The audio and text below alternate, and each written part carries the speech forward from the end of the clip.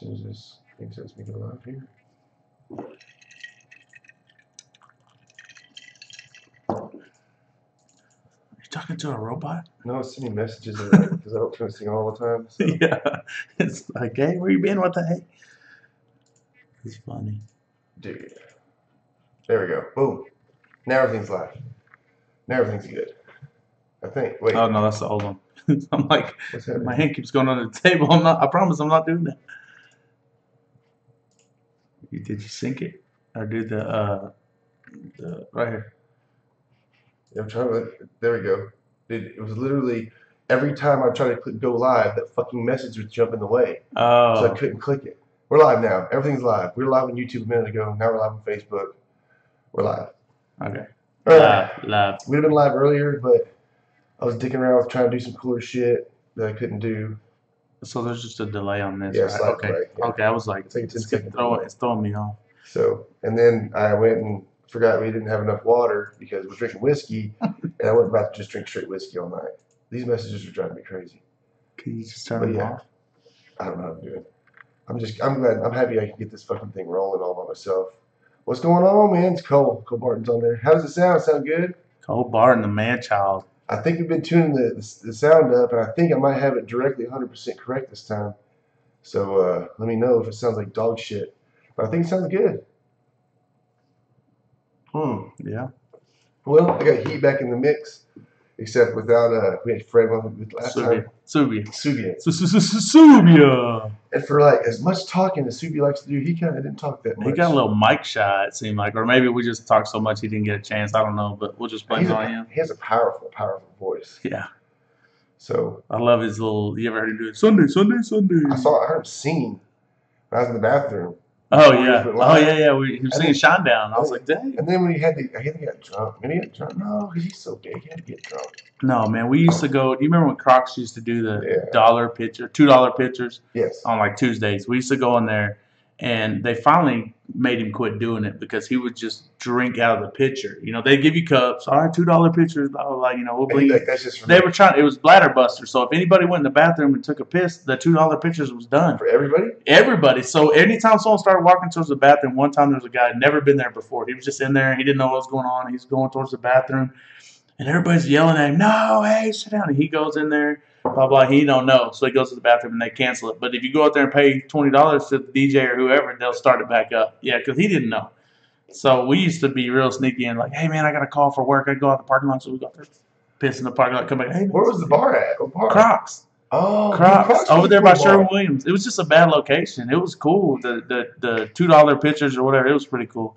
But yeah, Subia, straight out the pitcher. You know Subia. I remember going on football trips and watching that dude getting pitchers of soda pop, and he would just drink the pitchers like that's 2 or 3 dude. with the pizzas. That's scary. Oh man, that's scary. I don't think he does that so much anymore. Nah, I think he's kind of on his game. A little bit. Yeah, but shout out Subia. Yeah, I was hoping he'd get on here. I bet I'd probably tag him in here if I wanted to, if I knew exactly what I was doing.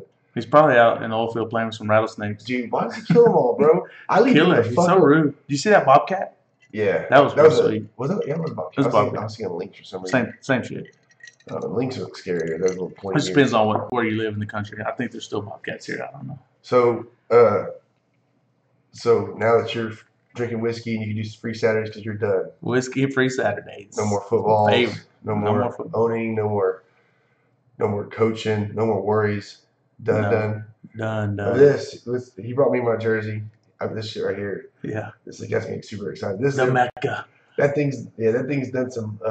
It's got more rooms. Look at that. Yeah. He did that with his own cleats, but it still looks cool. I know. I know when we do podcasts, and sometimes we talk about the football, and some people think they don't get it. Yeah. Like, it's kind of dumb. That shit right there was like. That was the shit.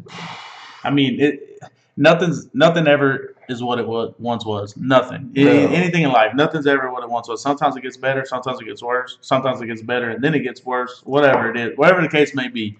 But no knock on anybody that ever played with us. But that from the very, very first practices that started in 2008 to play the 2009 season to about, I don't want to put a definite number on it, but it was somewhere in there after 2011. Our 2011 team, I put it up against anybody. Yeah, we lost to the San Antonio Warriors. We blew it, but I mean, we blew that game. We got so excited because that team, excuse my language, throttle fucked us the first 2 times we played them, like bad.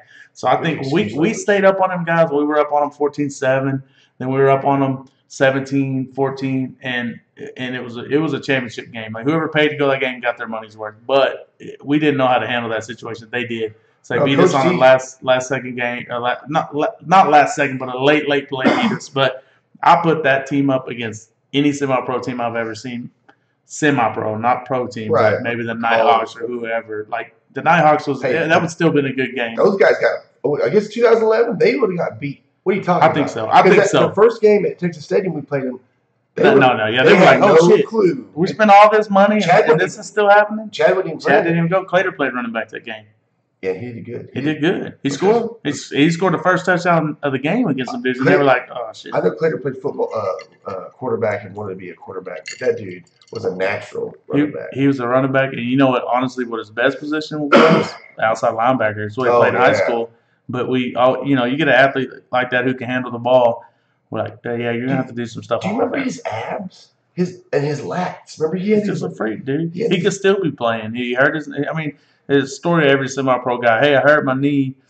I'm just going to wait and see what happens. Maybe it'll get better. I mean, it just don't. It don't get better. No. It just don't. I mean, wishful thinking and all that, but it just don't. But that dude was a beast. He carried our team. He had lats. They didn't go like a tapered, like bodybuilding lat. It was like this big hunk of meat. And it was, and his oblique muscles were fucking huge. He was a beast. I mean, he wasn't Aaron Leonard, but he was a beast. He was borderline. Clater was very few people got that. Aaron Leonard's a freak of nature. Aaron and Chad are two guys who can do like 10 push-ups and stand up and be bigger. Yeah, he could literally stare at the weights and like. Just think real hard. That dude was a freak. I remember everybody's like, "He's on steroids, bro." I worked out with him. I was like, man.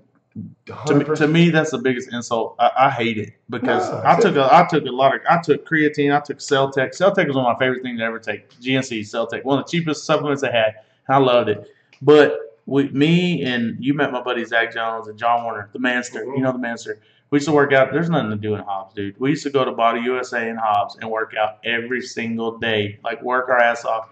And, that's what everybody's like, oh, I was doing steroids. And I mean, it offended the shit out of me because I wouldn't do it. I know people have done it. I mean, everybody knows somebody's done it. Lots of people have done it. You've done it. Yeah. I mean, but I never would do it. I was always scared just because I was a little bit older when I started playing semi-pro football, and I was kind of worried. By the time that came around and people were talking about it, I'm like, I don't know, man. I made it this long. I don't want to mess it up now because everyone's like, oh, it dries out your joints. You can tear up your knees. I'm like, dry shit out. I'm like, I ain't doing it.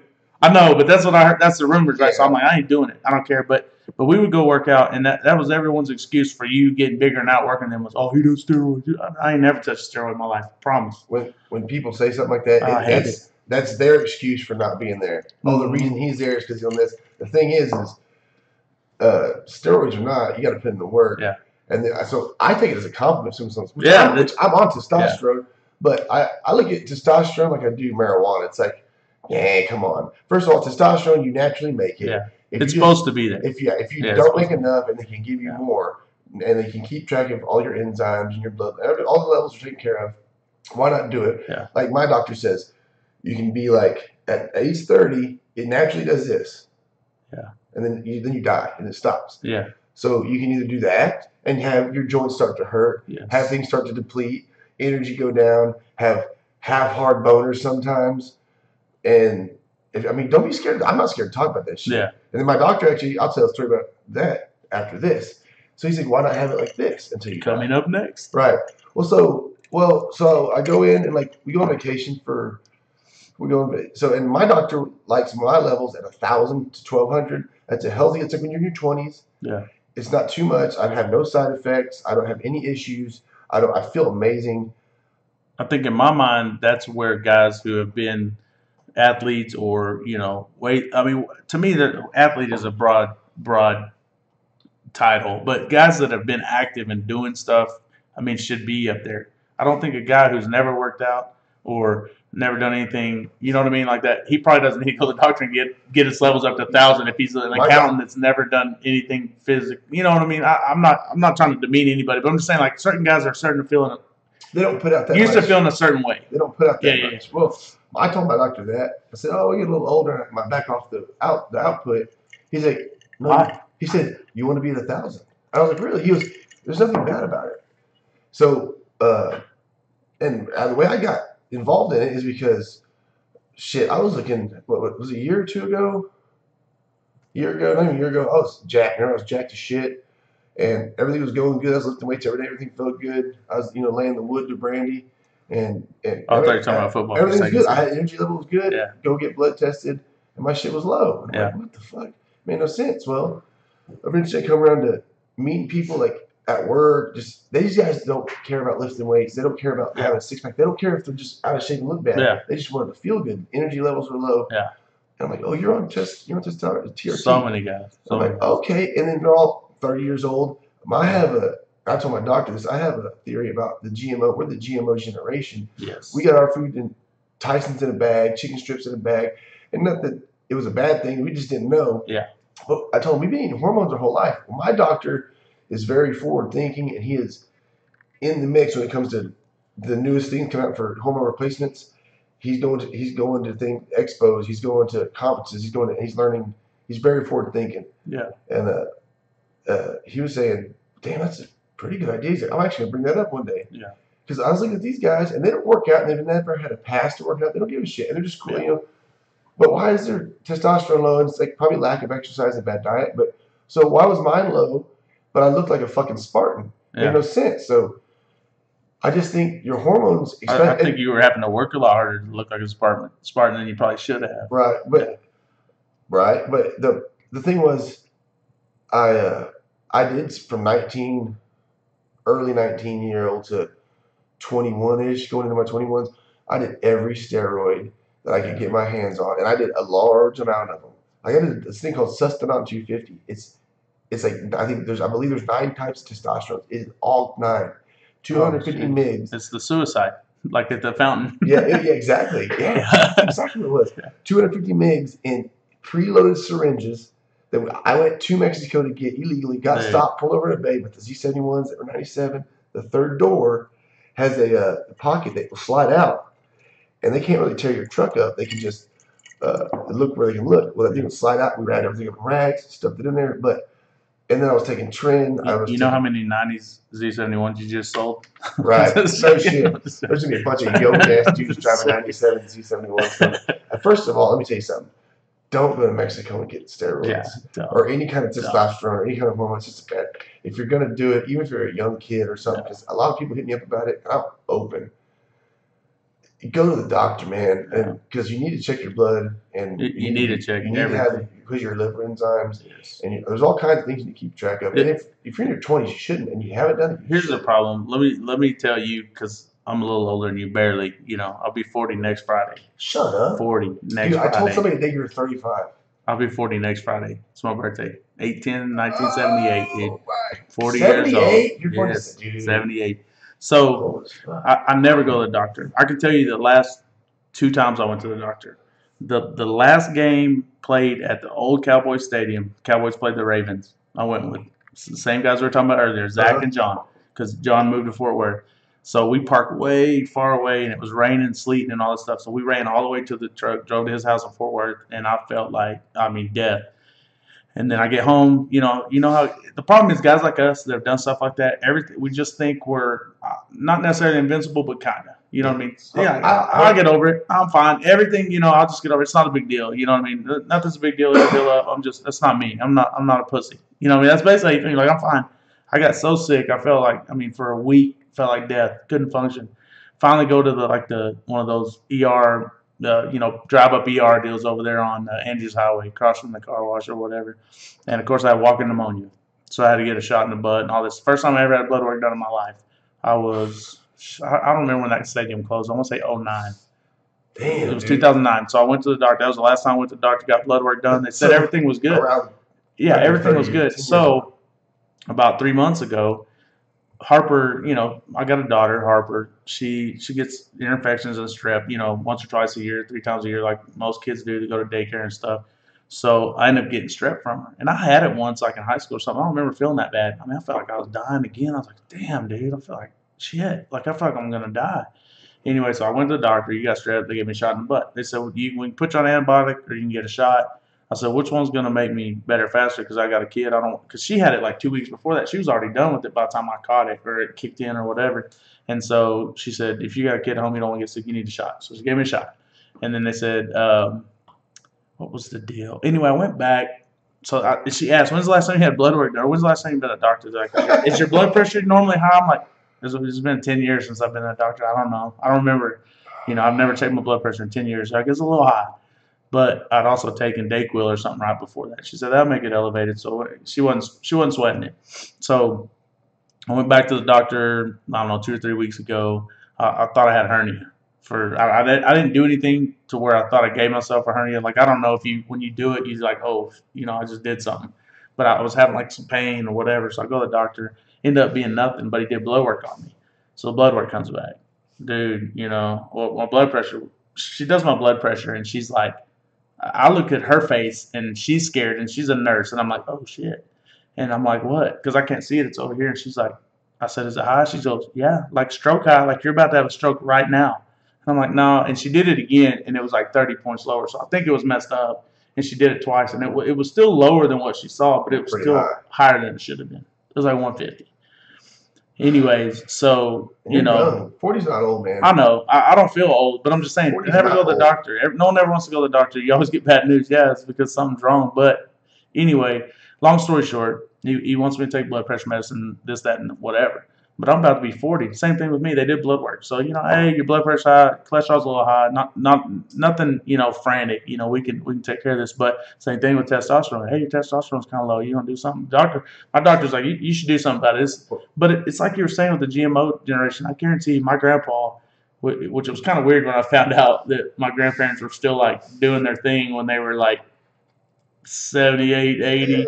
I was like, dang. But I guarantee he never did that. But you know that he ate healthy. Mm-hmm. He ate at home. They didn't eat fast food. What? Worked. He worked on. He never worked it out a day in his life, but he worked every day. I mean, it's just different. The stuff that we put in our bodies made us like this. Right. Yeah. I truly believe that. Like, and then on top of that, you're an athlete, so you're taking supplements that are making your body produce stuff faster than it should. And back when you bought supplements, a lot of that stuff had steroids in it. So, like me taking steroids in my younger years, especially plowing them into my fucking self. Like, I mean, a massive amount. Well, once you saw some effects, you're like, oh, yeah. Well, I'll tell you right now, the effects that I had for gains-wise, first of all, my diet was fucking shit. Yeah. So I kind of wasted all that shit anyway. But the side effects, like the sweating, the acne, like waking up in the middle of the night with my sheets sopping fucking wet. But I was taking not just testosterone, I was taking everything. But remember when I was telling you, I've had a few friends, my other buddy, which he's getting on TRT now. I have one more friend. I hear him, I see him post, and sometimes he'll hit me up. He feels like shit sometimes. I'm telling him, check your testosterone. First of all, I think men think, it's just a mentality thing because you think just like it's. My dick's big. Exactly. I don't know how to compare it to, but that's the thing. The doctor's like, you think if your testosterone's low, you can't have sex. No, you can, and everything's fine. You're just not gonna be. You're not gonna be as interested in it all the time. You're not gonna be, and you don't know because it happens like this gradually. So it's not like one time we were active, 7 times a week, and now it's like once or twice a week if we're in the mood or if it works out that way. And by the way, but you blame it on everything else. Right. Oh, it's work. I'm busy. Whatever. And the doctor will ask you or somebody like I think I've suggested a few times. Hey, shoot your testosterone, man. You should get this. I'll tell you right now. Looking at you, last time I seen you in person, face is much smaller. Your skin looks healthy. Yeah. You look healthier. Yeah. How many times have you been pinned? One time.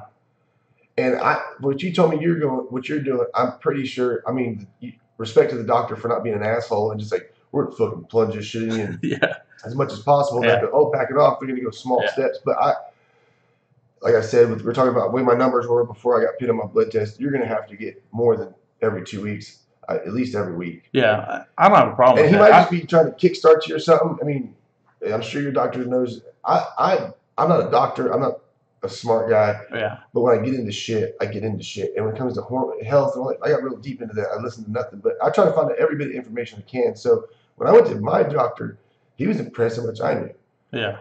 But in the come full circle, talking about being a big man, like my dick's hard. I don't need fuck testosterone. Yeah. I'm 47 years old. My dick still gets hard. Well, yeah, it can still get hard, but you're a fat, lazy fuck. When you get home after work, you want to do nothing but drink beer because you're tired. Because you sit in the office for 12 hours a day, make phone calls. Yeah. I mean, it's the truth because you'll. And it's funny you say. I used to, it wasn't that many years ago when I was out in the field working every day. 12 hours on location with an hour drive, 14 hours was nothing in the sun, all that. And I wasn't as worn out when I got home as I've been in the last couple of years.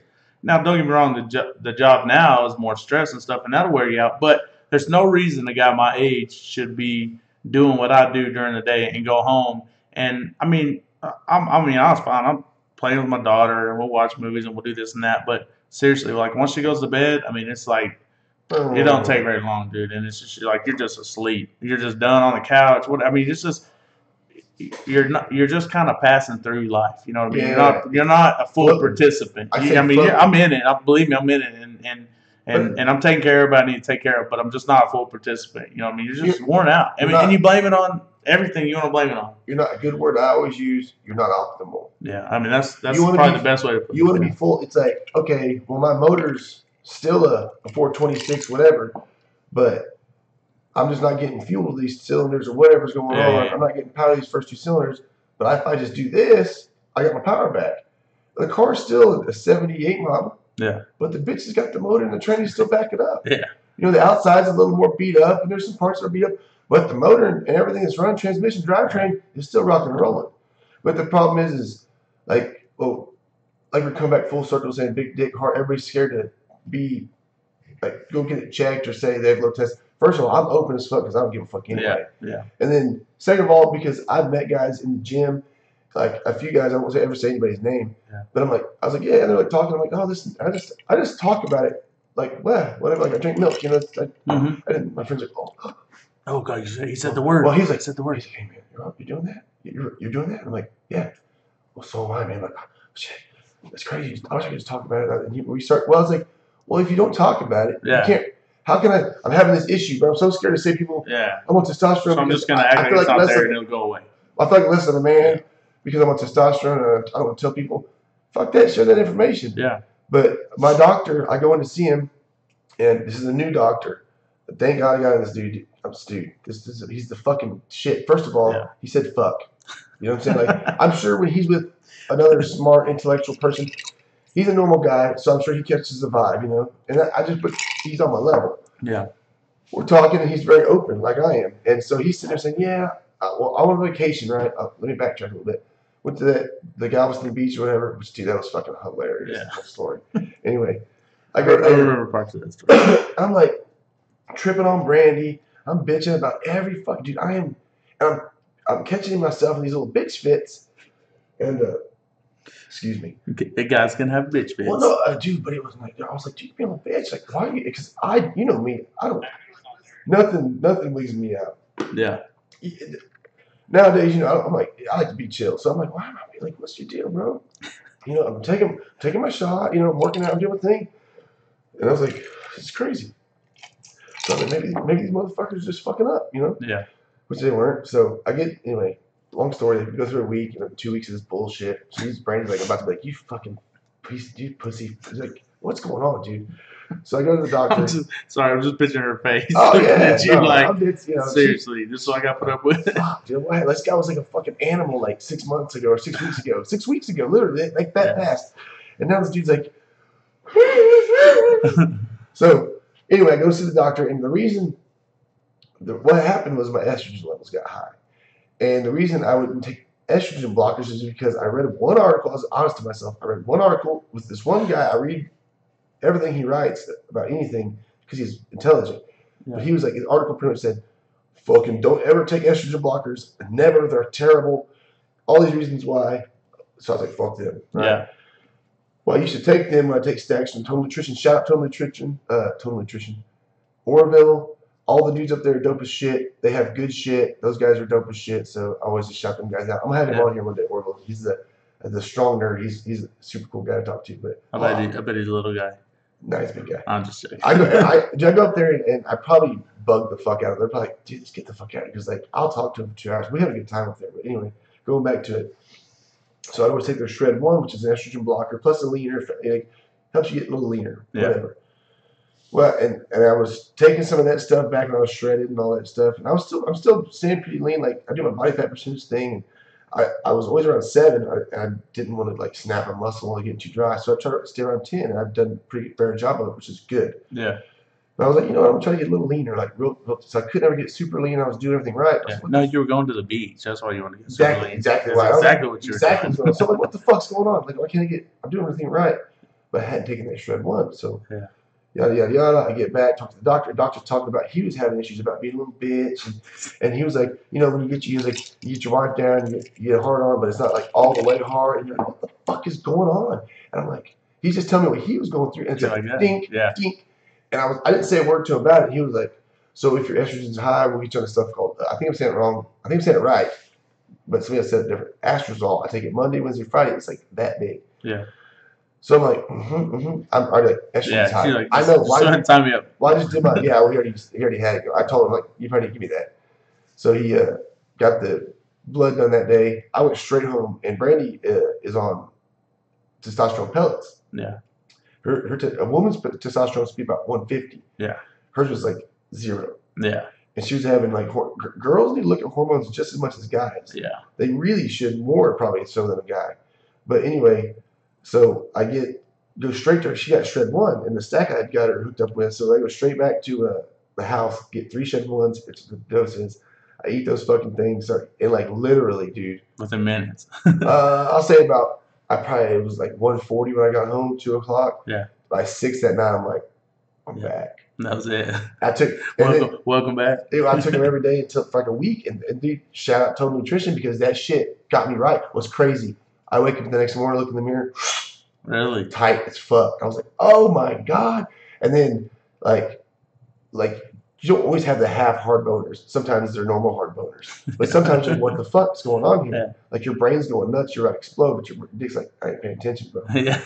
But so like that whole week, Brandy was just getting fucking pile drive by like this Viking door rammer. You know what I'm saying? Because it had been like stowed away for 3 or 4 weeks, just not be working right. It's like she was getting serious. And then I got the Astrazole, so I backed off the Shred 1. But that shit is a serious, like, I'm going full circle back to what we're saying. You got to get your blood checked. Yeah. Just get your blood checked. I promise you right now, it ain't what you think it is. Yeah. I promise. Whatever you think you're at, you're not there. And if you're scared about your health, which you should probably do, quit drinking so much fucking liquor, quit eating shitty foods, and take care of your body a little more. Yeah. Like, you got the stand-up desk. Dude, that's dope as fuck. Yeah. Everybody should have a fucking stand-up desk. I think if your company has a wellness program, that should be part of the program. A stand-up desk. So we're about, what Kyle's talking about, we're moving in our new office literally as we speak. Like yesterday, put my desk together. Everybody though, my boss, his dad, the owner, and it's really a new guy that we added. He's kind of changed the culture around there. Everyone wanted to, but nobody would even do it. But he knows the owner really well and can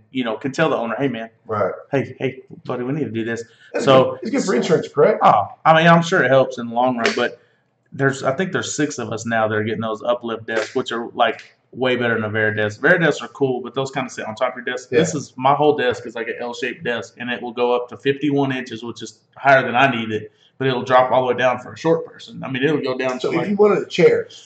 No, I'm going to have a chair in there still. You can slide it over. Yeah, I'm still going to have a chair. I'm going to have to sit down sometimes. But, obviously if I bring someone in my office to have a meeting or an interview or something, we're probably going to lower down and be sitting down. No, I like to do my interviews out in the yard and show them like, hey, if you're going to work here, this is where you're going to work. This is the equipment you're going to be working on. Don't tell me you can do it. Go show me. It's right there. But I'm just saying there's going to be times where I'm going to have it down. I'm going to try to have it up as much as I can. But it's awesome. It's just a button. Push a button and it goes right to where you want it. You'll feel better because you remember, like, you ever, when you're younger and you're working like roughneck, I used to roughneck for a long time, and I always did physical jobs. You're like, man, shit, I used to have more energy back when I was, old guys, back when I was swinging hammers all day. Well, because you're standing up all day. You did. You had to have it. Yeah, your heart's beating, it's pumping blood to your muscles, so when you get off work, you produce energy. Instead of sitting on the ground or sitting down and your heart's not beating. Who we got here? Martin. Oh, Pfeiffer. About to get married. I'm about to get married. I'm about to get Martin Pfeiffer on a shit. First of all, Martin Pfeiffer is a fucking specimen of a human being. The dude is built like the Spartan guys. He's just being a lazy fuck right now, and he knows it. And the only reason I say shout out. The reason I say it like this to Martin is because Martin's that kind of guy. He needs that kind of love. Yeah. He knows what I'm talking about. He's smiling right now because he's like, yeah, you're right. Yeah, he's like, you're right. He's blushing even more now. He knows how to lift. He knows how to lift weights. Yeah. He knows how to take care of his body. He just this goes back to a thing I'm doing like little.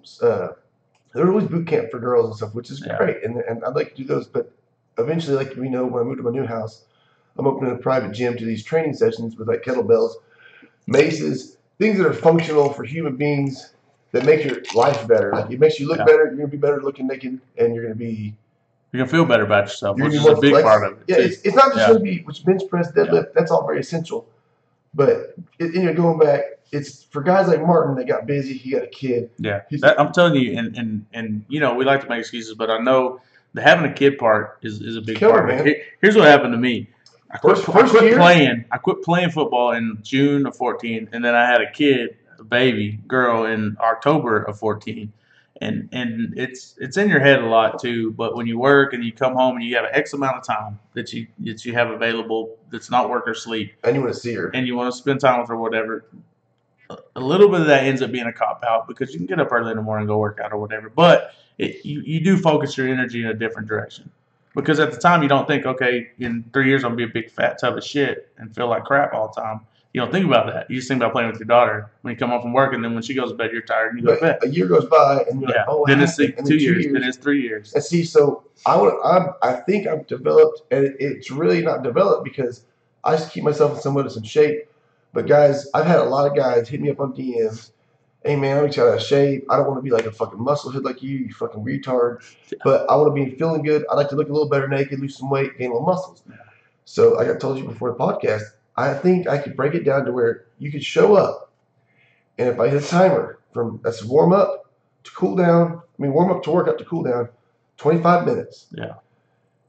Everybody's got 25 minutes, and I'm going to do it I'm trying to do it with as minimal equipment as possible. So, like when I open my gym, what I want to do is teach people how to fish, not just give them the fish. Yeah. So eventually, you don't need me, and then if you still want me around, we're going to take it to the next level. Then you're going to do the retarded shit like I do. Yeah. But something very minimal, like one kettlebell, and a guy can go home with his work boots on and be like, my day's not over. I got this 25 minutes I owe to my fucking kids. I owe to my fucking self. I told myself 3 days a week I'm doing this. This dude showed me I'm doing this shit. It takes 25 fucking minutes. And trust me, it will definitely change the way you look and feel. Yeah.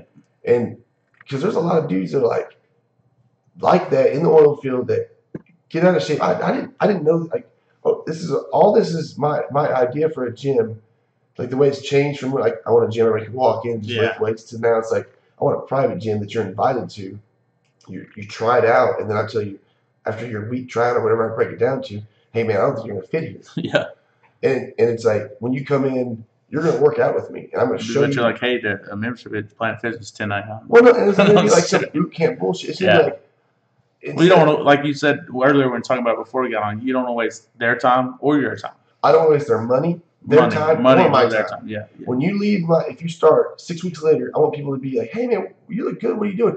Because I'm going to give them, along with everything, like a membership will have like a food plan. Because a lot of guys, a lot of females, they know how to eat or whatever, but. But what's most convenient way to eat? Crap. And it's not like a food plan. It's a basic, it's gonna be like a list of foods. Eat these foods this week. Yeah. And then like every Sunday I eat whatever the fuck I want. Yeah. I go ham sometimes. But that's the biggest part. And then on top of that, when you're in the middle of a workout, instead of being like at a gym, a lot of people don't go to a hero's gym because there's a bunch of fuckheads and they're like looking around at each other and they're all wearing their what we got here. Yeah, and they're all. That's no lie, Fred. Yeah, I know shit. I think we have backup players on that defense that made the All-Star team. What you talking about, Fred? Yeah, I know shit. But like the gym, you see guys and girls that dress up for the gym to make it look dope, and so it drives people away that just want to get in shape. Oh yeah, it's not keeping up. I'm sorry, guys. I would keep up with the chat. Reed's not here, so I didn't know how to do that. Too much blood on my liquor string. Shout out. But getting back to what I was saying, So people in there dressing like a bodybuilder, and they're all. I saw some guys there today. Shout out to them. They're putting in work, but they got these super tight pants. They dressed up. They're dudes that dressed up for the gym. Well, guys, serious. Normal. I used to dress down for the gym. Like sometimes they were looking at me like that's all he's wearing. wearing. Drink, The cutoff. I'm about to go get another drink, but I would wear every driller shirt I had to the gym with cut off sleeves. I didn't care, and I could see people looking at me like, "Really, he came to the gym like that? Like I came to work out." Who gives a crap? I got like 5 old band shirts. I cut like football shirts, and that's what I wear every time. Yeah. If you want to fill them up, I'll keep talking. You keep talking. But these guys that come in, they're doing work. So some people are intimidated or just maybe not intimidated so much. They just don't want to fucking deal with people like that. So they're like, I just want to work out and feel good in like 30 minutes and not fuck with all these people. So I want to give people a place to do that. So when they're working out and they're like going through a tough set or they're getting through something hard, kind of motivate them through it. Like, hey, don't quit on yourself. So each person's a case-to-case deal how you need to talk to them. Some people are like Martin Pfeiffer. You got to tell them, hey, fuckhead, you know what to do. Get your ass up. Go lift some fucking weights. Eat the right foods. Let's do it. You know, that's the kind of shit he can get through. He don't need the pat on his back. Hey, it's going to be okay. You're doing a great job. But some people do. And each person needs that kind of attention so you know what you're doing. That's the kind of place I want to put people in that they can succeed in and not like they don't feel intimidated, and they feel like when they go there, they're excited to be there. First of all, I want them to be at work going, man, I can't wait to go to the session and get in with everybody there. Everybody's like-minded. Everybody's motivating. And whatever you're into, tall, fat, short, skinny, gay, lesbian, transvest, I don't give a fuck. Whatever, black, white, Mexican, Chinese, whatever. You come to my shit, it's cool. We're all here doing the same shit. That kind of place. Like, I literally shouldn't, no one should give a shit. So as long as you're there doing we're there doing the same thing, going for the same goal, essentially, what does it matter what we're into outside of that place? As long as you're good people. So pretty much going to be like I'm selling a fit, happy lifestyle. That's good. I'm not really trying to be, it's not going to be a place to be a big meathead like me. People see my Instagram or they know me and they're like, yeah, dude, you do some pretty stupid shit. That's just because that's what I don't do that shit all the time either. Like, when I do really stupid shit, it's once a week. I'm also very aware of not destroying my body. I'm not interested in fucking myself up at all. So, but some people aren't into that. But I like the fact that some people want to be in shape or want to go to a gym, either don't know how, feel uncomfortable to go to a public gym, or there comes the whiskey, or just like don't have the motivation and they need somebody or a place to go with like-minded people to get them to that level. I was just kind of saying I'm making a gym to where, like, say you're going through a set. I'm not just trying to show you how to work out. First of all, I'm going to explain what everything what's going on so you can learn and know, I can do this without this guy here. Like, I want you to come here and I want to teach you, but I don't want you to be here forever. Like, eventually you got to learn how to do something. Yeah. We're not going to go, but I'll teach you some new stuff. Yeah, but I'm not trying to get my hooks into you and bring you in there every week for the next 20 years. Eventually, I want you to teach me something. Yeah. So that would be sweet. You know, yeah. Well, because everybody teaches something. But then, like, the almost accountability, like I was telling you, like when you're going through a hard set and you feel like, okay, well, the rep set was, we're gonna do 10 on this one, whatever the exercise was, and you're like, hey, you go down. I'm gonna come over to you like, hey, don't put on yourself. According to Wikipedia, exercise is any bodily activity that enhances or maintains physical fitness and overall health and wellness. Well, son of a bitch. Thank you, Siri. I'm serious. That's Google. Oh, my bad. That creeps me out. That was hilarious. Why she eavesdropping on us? I'm not talking about, man. Don't get me started on that shit. Yeah.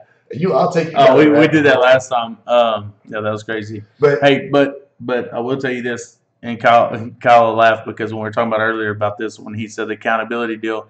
So when I went to the doctor, I mean, it scared me a little bit. You know, you get out of that mode like, damn, I guess I'm not 10 foot tall and bulletproof. Like, shit's gonna happen to me too. You know, I am gonna have high blood pressure. I'm gonna do this if I just eat and drink whatever I want all the time. So I haven't worked out still one time since I went to the doctor. Just diet? Just diet. So I'll go back to the doctor. It was 10 days. I think it was 10 or 14 days. Maybe 14 days from my original appointment. So I went back to get my blood pressure checked, just follow up. And I lost 7.5 pounds. And he's like, what'd you do? I said, diet. He said, what do you mean? And I just told him. And he said, that's it? You didn't work out enough? I said, no, just diet. And he goes, dang. And I said, but I did tell him, I said, when you just eat and drink whatever you want all the time, it's easier to make a big change. I said, I was like, I was eating turkey burgers for dinner, not burgers, just turkey burger patty, brown rice. Shout out to my wife, Adrian. She'll eat all that stuff with me. She likes being healthy too, but it's kind of like, she's my partner, so when we eat bad together. When we eat good together. So we just got to get on the same page, get on the same team. Fitness is contagious. You know what it is. About eating well? But also, you don't want to be married to someone that's getting all sexy and you're sitting over there being lump on the couch. Right. I don't care what anybody says. That's the truth. That's true. If you're over there losing 30 pounds, getting ripped, and people are asking you to be in fitness shows and stuff like that, and Brandy's over there eating bonbons, she's going to be like, I better get my shit together. I better get my shit together. Yeah, she's like, it's the truth though. Yeah, that's true. It goes. It's having us both ways. You know what I mean? I'll start working out and she's not, and then she's like, oh shit. Or she'll start working out and I'm like, what's going on here? What I miss? Every time I went to a job back in the day, I've always showed up my lunch pail with tuna and my bullshit back in the day when I eat. All the guys be eating their bullshit and their stripes. Burritos. We'd all get in the truck together, and I'm telling you right now, within 2 weeks, everybody in that fucking truck would have some tuna. Yeah. And they was like, well, I was starting, I need to eat better. It's contagious. It's hilarious because everyone at my work, we do go eat lunch together. And this is not recently, not this time, but I would kind of go through phases, and I'm like, okay, I'm gonna do a cleanse, or I'm gonna do this. I do Avocare, and I do the 24-day challenge or whatever. You gotta watch those cleanses, man. I've heard there's a lot of you shouldn't detox because you're this one's not all the bacteria in your body, and you need bacteria. This one's you're not taking a lot of stuff for a cleanse. You're just changing your diet. Right. I mean, you're taking fiber. Yeah, the only thing you take is fiber. There wasn't a bunch of weird stuff. Yeah. So when I would do it, and we all go to lunch together, be 4 or 5 of us almost daily, and we go to the same place. All these Mexican food restaurants. God, I love Mexican food, dude. It's like the worst thing for you because you sit there and eat a pound of chips and salsa until your food gets there, and then you're not hungry enough for all of it, but it's there, so you eat it all. Right. And I don't know if you've ever seen that meme. It's like, how do you quit eating chips and salsa? Do they quit bringing it, or do you just die? That's pretty much how I feel. But anyways, so this is how bad it was. There's a Mexican food restaurant, El Rancho, over on the south side that we go to. And this is how bad it was. I go in there, and the girls know us. We come in there, like, they already know. I want a Dr. Pepper. So she goes, we usually don't ask. They just bring it. They're like, they usually don't ask. They just bring it, right? So I told her when she came over to the table, and I said, hey, I want a water with lemon. She brings me a Dr. Pepper. And she sets it down, and I'm like, what's this? I want a water with lemon. She goes, oh, I thought you were joking. You know what I mean? But a week later, all the guys that sit with me, they're either drinking sweet tea or Coke, and they're like, well, I want water with lemon. Nobody wants to be the asshole that's still eating like crap when everybody's like, "Oh crap!" We're competitors. We're competitors. Nobody wants like, "Oh well, now look at him. He's all in shape, but I'm still over here stuffing my face." But the thing is, they start looking at you. They go, well, "Mike's looking better, man. Yeah, like he has a little more energy. Oh, his skin looks better. His face looks better. Like everything looks better." And then people go, "Well, goddamn, like I guess I better get on the water." People like I'm super dumb about going deep. I can dive into shit. I go full blast into it. So like some people maybe if anything, like I tell people cut carbs. Shout out Mo Taylor and all that shit. Yeah, Mo Taylor. Hey, that's one dude that I've played football against that every year has always been kind and also a fuckhead at the same time. Like he's sweet. No, you're so sweet. He's a fuckhead on the football field. He'll blast you up. No, he'll knock you around and don't give a fuck. And then he'll like. Hey, speak for yourself, Kyle. I'm just joking. Hey, shout out to Mo Taylor. Let me think. Yes. Hey, Mo, if you ever... He kicked a field goal to beat us in 2010, and he is not a kicker. Yep. Beat us by a point the first and only time the Outlaws have beat us. I was just to say, 10-9. Mo, let me tell you something, bro. Let me tell you something, dude. If there's a team that I don't like losing to, it's the motherfucking Outlaws. It only happened once, dude. I know. But that's once. It's 2 fucking seriously, months. and no shade to the Outlaws because there were some dog fights in there, and I got a lot of respect for Sammy, CP, Charles Blanks, all those guys. But seriously, dude, won in like 30 something. But you know what though? Every time the Outlaws came, even if they showed up for every game. If we skunked them 20-0, whatever it was, but it felt like it was a fucking scrap for that. It's like. Yeah, we're winning, but at the end of the game, we're like, damn, I'm a piece of shit. You remember that time they had that big boy They like, oh, we got something for y'all. Shamadrick Atkins. 250-pound tailback. Well, he was just getting mollywopped all day. He was doing some work for a minute. For he was. He's a beast. Until, like, me and you were hitting him in the mouth. Yeah.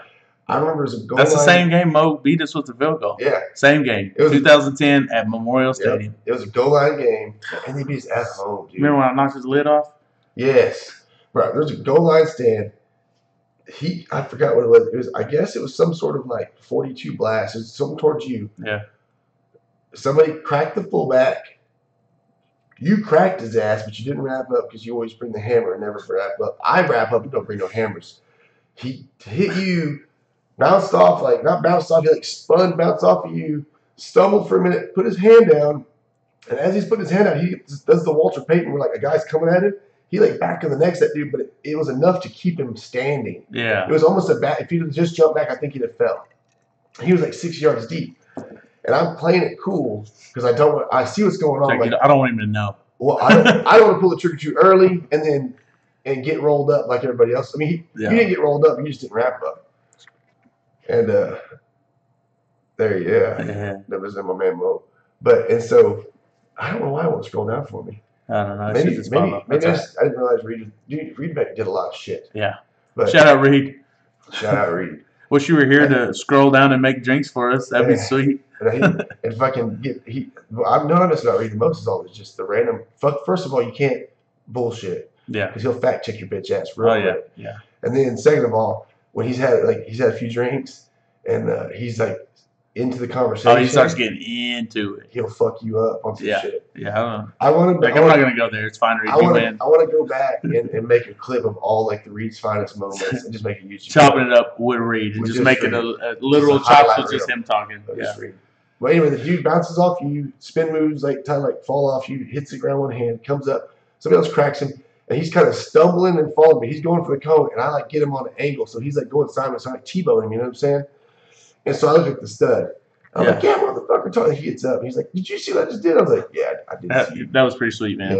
Yeah. But do you remember after the game, he was like, when we were shaking hands after the game, I can't remember his exact words. I mean, I am getting old, and this was 2010, but he was like, damn, y'all was fucking bringing it today. And then when we played him in Lubbock the same year, because we always did home and away, he played linebacker the whole game. He didn't get one carry. He was like, nope.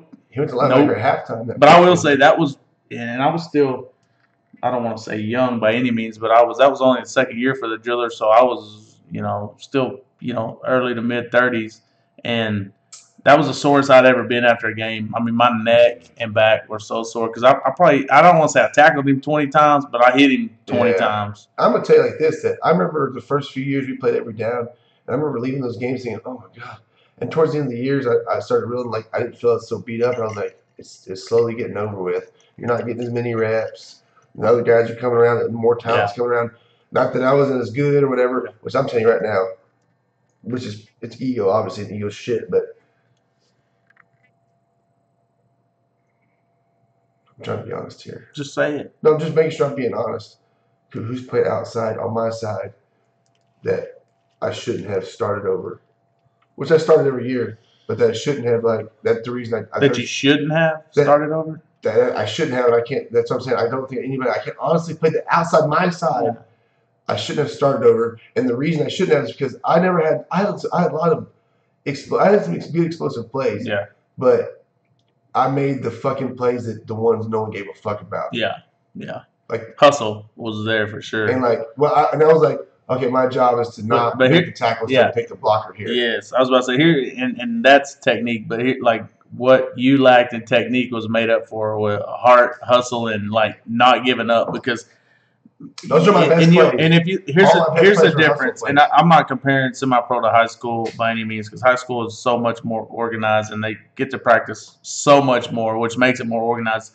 But here's the difference: if you watch a high school clip, and you'll still see a couple, but if the play goes to the other sideline or whatever, the majority of those kids are still hustling because somebody's gonna pull them out of the game and replace them if they don't. And they think they got a chance to make every play, which they do if someone cuts it back. In semi-pro, you will see guys saving themselves or, that's too far. You know what I mean? Like, you'll see at the end of the play, there's like two guys chasing a guy, and the rest of them on film are sitting there standing. I mean, but it's also a level of experience after doing long enough. Like they know their Yeah, big they're out ass of it. ain't gonna get They're there. out of it. I'm too stupid to Yeah. realize that. I've seen Kyle running like Forrest Gump. Hands full up in the air. That's full.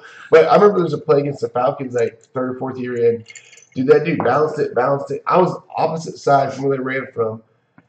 But he was working through our defense, left and right, zigging and zagging, which allowed me to come around behind him. And I remember it was a full-on, almost straight behind run. Yeah. And I just fished my way through all the traffic. I never got blocked. Everybody's kind of Because everybody else was already jogging. Like, I don't want to be the closest one to him when he scores and I have to act like I couldn't He was catch him. going. Yeah, he was moving. That was a He clutch. was moving. That was a clutch game. Yeah. Shout out. Lucas Parkins. Fuck. I knew you were gonna say that, Lucas Parkins. Y'all talked about it in jokes. That dude made some sweet. The best. He was our Bill Bates without playing safety. I'm just saying, as far as special teams, like he was the guy on special teams. I wish. I don't know how he felt about special teams because I know he had hustle. Yeah. That's as important as defense. Dude, he won that game for us. Yeah. Two punt. Remember those? He's like 5'8". Yeah. And he not even that. No. So one was a punt. He downed like at the one. The That's other not one my was story, but his stories are better. Sorry. Okay. No, so his stories are better. So I just remember him He better. won the game. So one of them was a punt Oh, that Lucas downed at like the 1 yard line, and we either got a safety out of it, or we made a punt. But the other one was a touchdown on a kickoff After the end zone. Yes. So the guy just decides not to field it. It takes a big crow hop, and in some leagues, once it gets in the end zone, it's automatically down. In our league, it was still live. He does a AB Tony toe tap in the back of the end zone, catches a bounce over his shoulder and drags his feet for a touchdown on a kickoff. I mean, it was the sickest thing ever. Half our team didn't even know what just happened. I was running. They're like, did we get the ball? They're like, do we get the ball? Or what's that? No, that's a touchdown. My nipples, I have goosebumps. My nipples Yeah. are hard. You can't tell because I don't have fucking really good cameras. But they're hard. Shout out Lucas. Man, is he on there? I don't know. Let's scroll down and see. I doubt it. He's got kids. I don't and know if stuff. I can tag him on there, but man, I was running. I could close my eyes and see it. No, I appreciate that, Mo. Appreciate it, Mo. We better be. Yeah. But I still appreciate it. But hey, by the way, when we're talking, Mo, if you ever come to Midland, we're gonna do a podcast. You gotta hit me up like at least the day before so I can get it recognized, like get everything set up. You know what I'm saying? But I'd love to do one with you.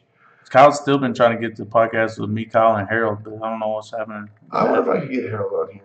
I bet he would talk to me, man. I said me, you, and Harold. That ain't gonna happen.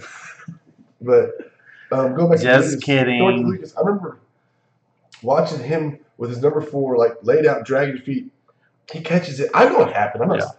I'm losing my mind. I'm like, dude, that dude won the game. What was cool? That's probably That sent us to the championship that year. That was the semifinals. That's top 3. Three of my favorite games for the Drillers. That one because remember we go into halftime and it was a dog fight. I think we were down. That game? Yeah. Cobos quit. And then remember I had like that fucking. We had no coaches. Cobos was the only coach there, and he quit because Flores had his daughter Stephanie's graduation, so he couldn't go. Yeah. And Skeezy wasn't there because his sister's graduation. Yeah. Yes. So Cobos was the only coach, and he quit. He quit. Skeezy is a fucking vital part of the day. Yeah, that was. I mean, he was the captain of the defensive backfield. There was no Zim back then. There was no Zimmerman. No, Zimmerman played, but he played offense back then. Yeah, we played offense. Yeah. But it was crazy. I remember that game. You know, it was a dogfight, and I remember going to in at half, and then like, who's the coach on any given Sunday? I mean, I know the actor. Robert De Niro. I'm trying to name on the movie. Yeah. Anyway, Robert De Niro like blessed my body, and I had a halftime speech that made me damn near tear up. It was so fucking dope. And those dudes go out there and fucking wrecked. And then we go to the championship. I had a good speech before that game, and everybody's all jacked. And then we just get throttle fucked until about the mid-third quarter. Remember, I just called timeout. Everybody's like, what the fuck is he doing? I called the whole team on the field, had a little speech, and we scored 2 touchdowns after that. Yeah. Sometimes that's all it takes. You know what's badass about that game? And you have footage of it. That fucking amazing receiver, that number 19. He's phenomenal. He played at Midwestern. I can't remember his name. After that. He played for the Nighthawks too. He's a beast. Wow. Oh, which one are you talking about? Are you talking about Warriors? The San Antonio Warriors. Oh yeah. I'll think of his name. It's just like amazing. He's like the best player on their team, and he's a receiver, so you know he didn't hit a lot of people. worst helmet. All the paint's chipped off, and I'm like, dude, it's your best player. Get the dude a good helmet, man. Come on. But you remember there was a play. I can't remember his name for the life of me. It was a beast. Flores ran so many screens, and then in high school ran so many screens. Outside backer, you couldn't fuck with me. And there's some footage of this. They threw how many screens at that guy? You might want to run that if you can. Yeah, I'm gonna run the minutes. There's how many screenplays they ran that game, and I shut that dude down open field tackle every fucking time he didn't make a yard on a screenplay, and he could shake the fuck out of everybody. Oh, that's messed up, Pat. That is messed up. Hagmeyer knocked out that game, and then I know, Pat. Fred has worn these, so they ain't that stretched out. Thank you. He's talking shit about how big my head is. I'd love to get Patrick Lindsay on one of these. Well, he lives in San Angelo. Come on, Pat. Let's make it happen. It's not that far. Rat-a-tat-pat. He's a boss man, so he can get down here. Hey, Pat. No, he works up here. He works in St. Lawrence all What the the time. fuck, dude? Hey, Pat. Is WT playing UTPB in Odessa again this year? I feel a tailgate coming on. Maybe a podcast. Yeah, for sure a podcast. But before you have a conversation with Computer Pat, I was going to say that dude right there is one of the probably most respectable human beings I've ever met in my life. Love that guy. No, he's like a good, like when people like Pat, don't get scared of Pat, but if you died or something, like if ever when people like Pat die, it's like they don't die. They live forever, dude. Right, but when they leave the earth, it gets a little shittier. You know what I'm saying? Oh, I agree. I want to tell you about Pat. Like Pat, humble as fuck. Humble as shit, and he does have a sense of humor, but it's not like telling jokes, right? The funniest thing I ever seen Pat say or do was we were in a training room up at Midland College.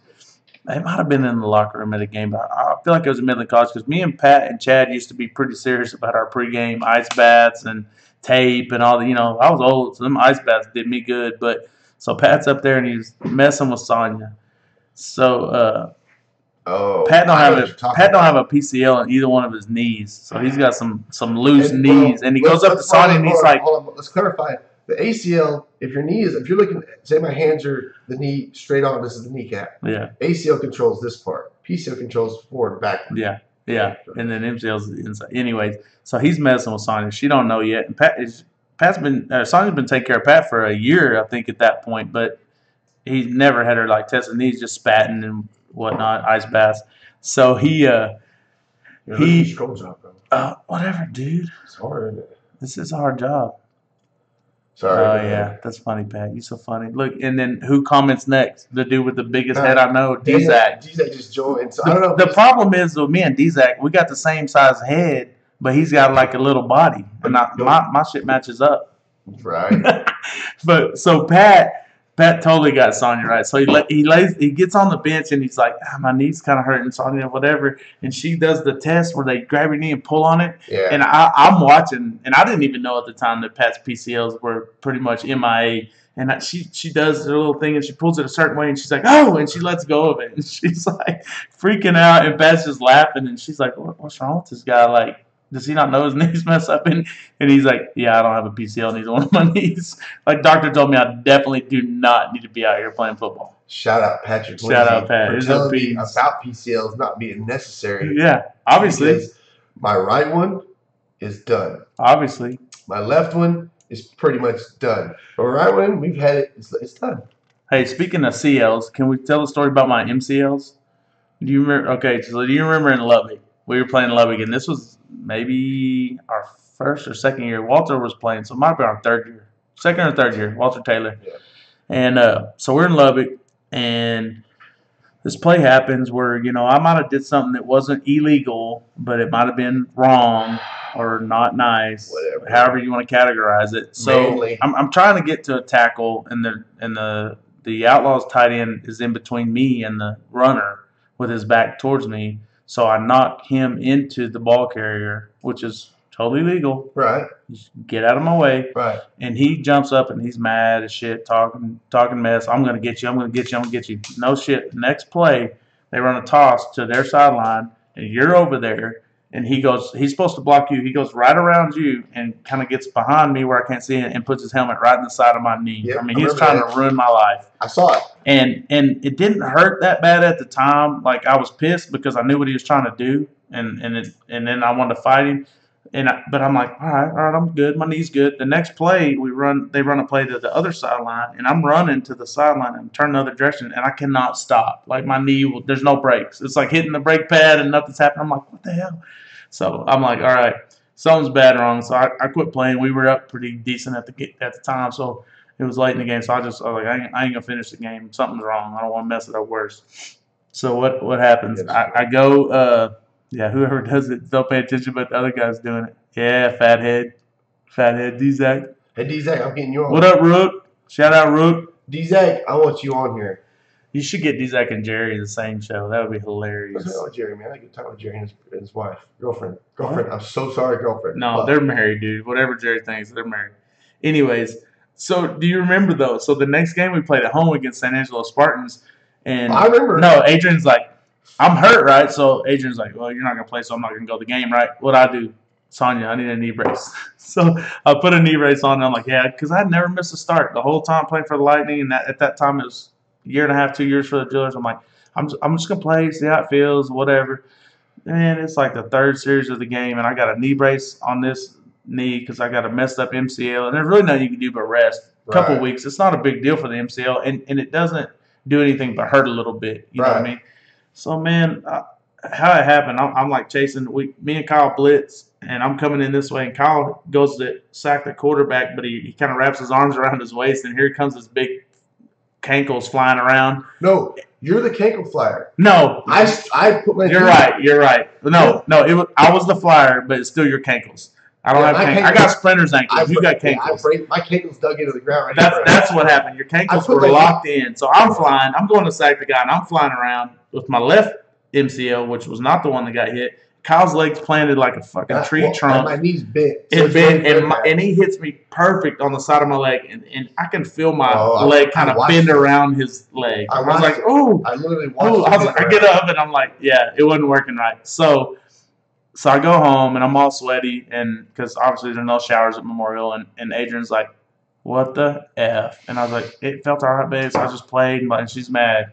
So what happens the next game? I'm not supposed to play. I get another knee brace from Sonya, and I'm out there looking like RoboCop, like Matt Warden, with all this knee baggage on.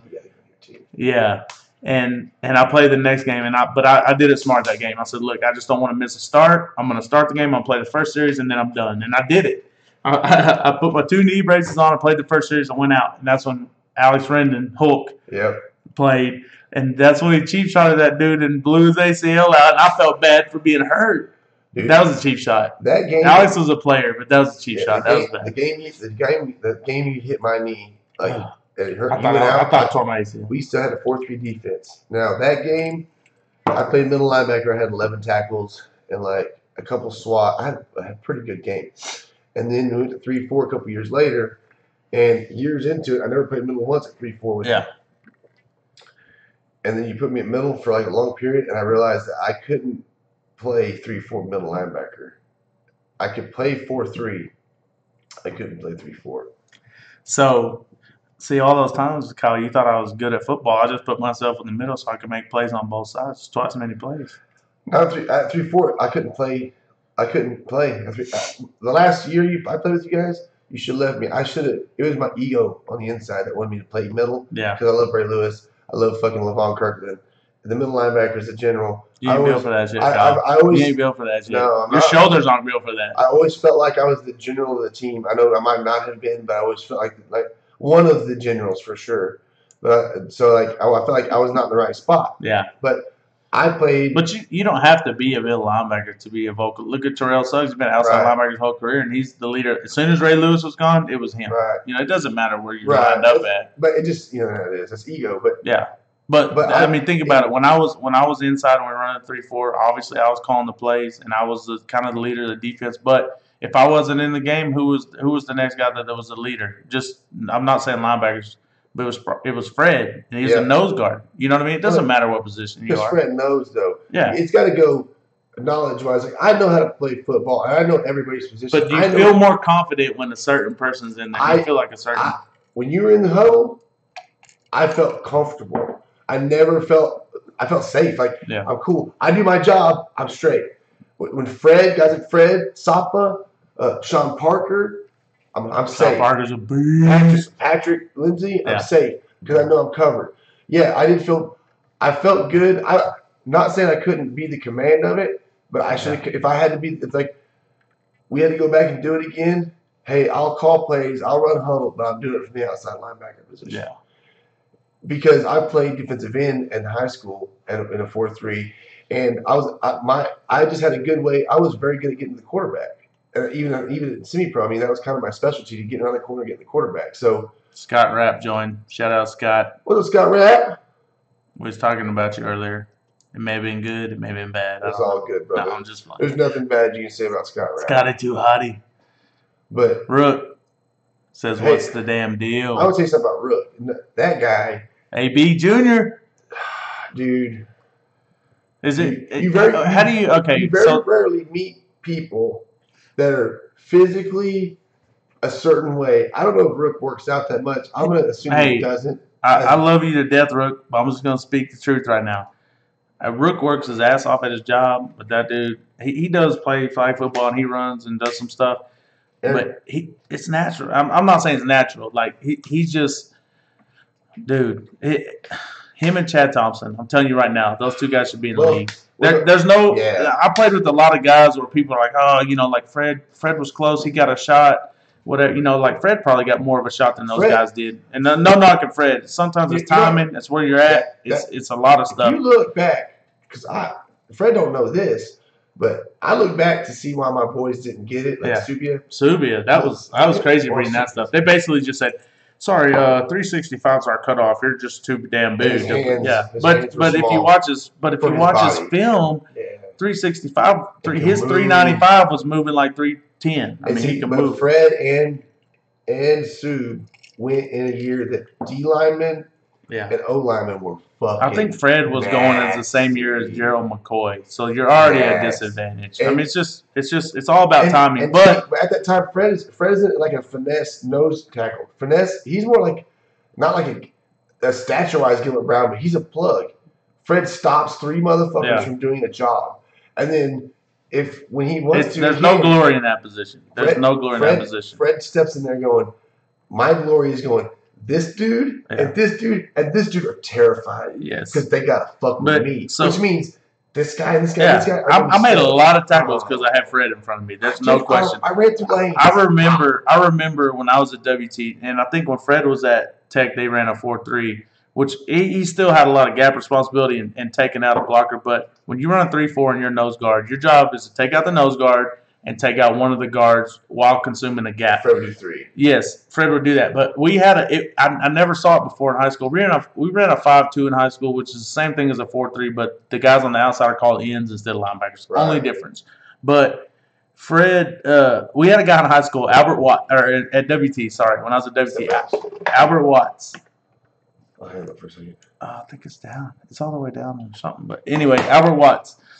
This dude, I'm watching him do this drill where his job is to grab the center and literally, and Albert had a booty, and his deal was they would tell him which way to go, or he would read it, and he's supposed to slam his booty into that guard and cut him off or knock him off his path to give the linebacker a head start. And I'm like, damn, that's pretty sweet. But even in high school, when we ran that 5-2.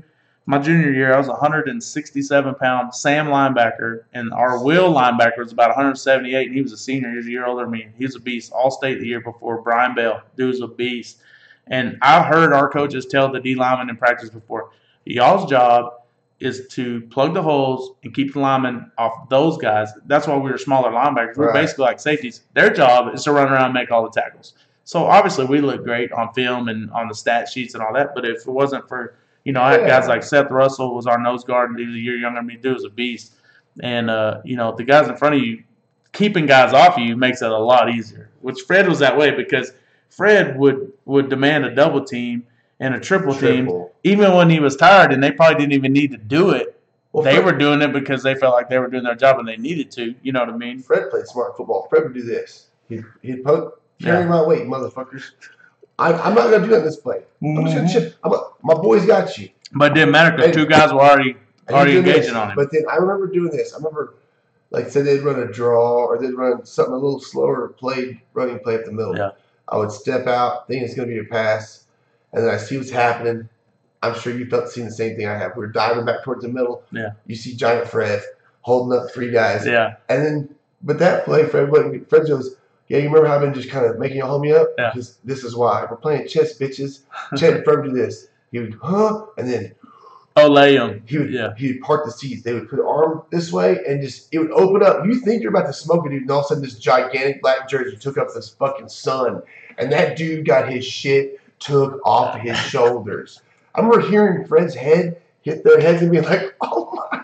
Sorry for your bad luck. You remember how you ever been a kid in a car? It's like you're 16, your buddy's a dumbass. He's like doing a mile an hour in a car, and he hits you in the back leg, and you're like, "Bitch!" Yeah. Like when a massive thing can move fast. Yeah.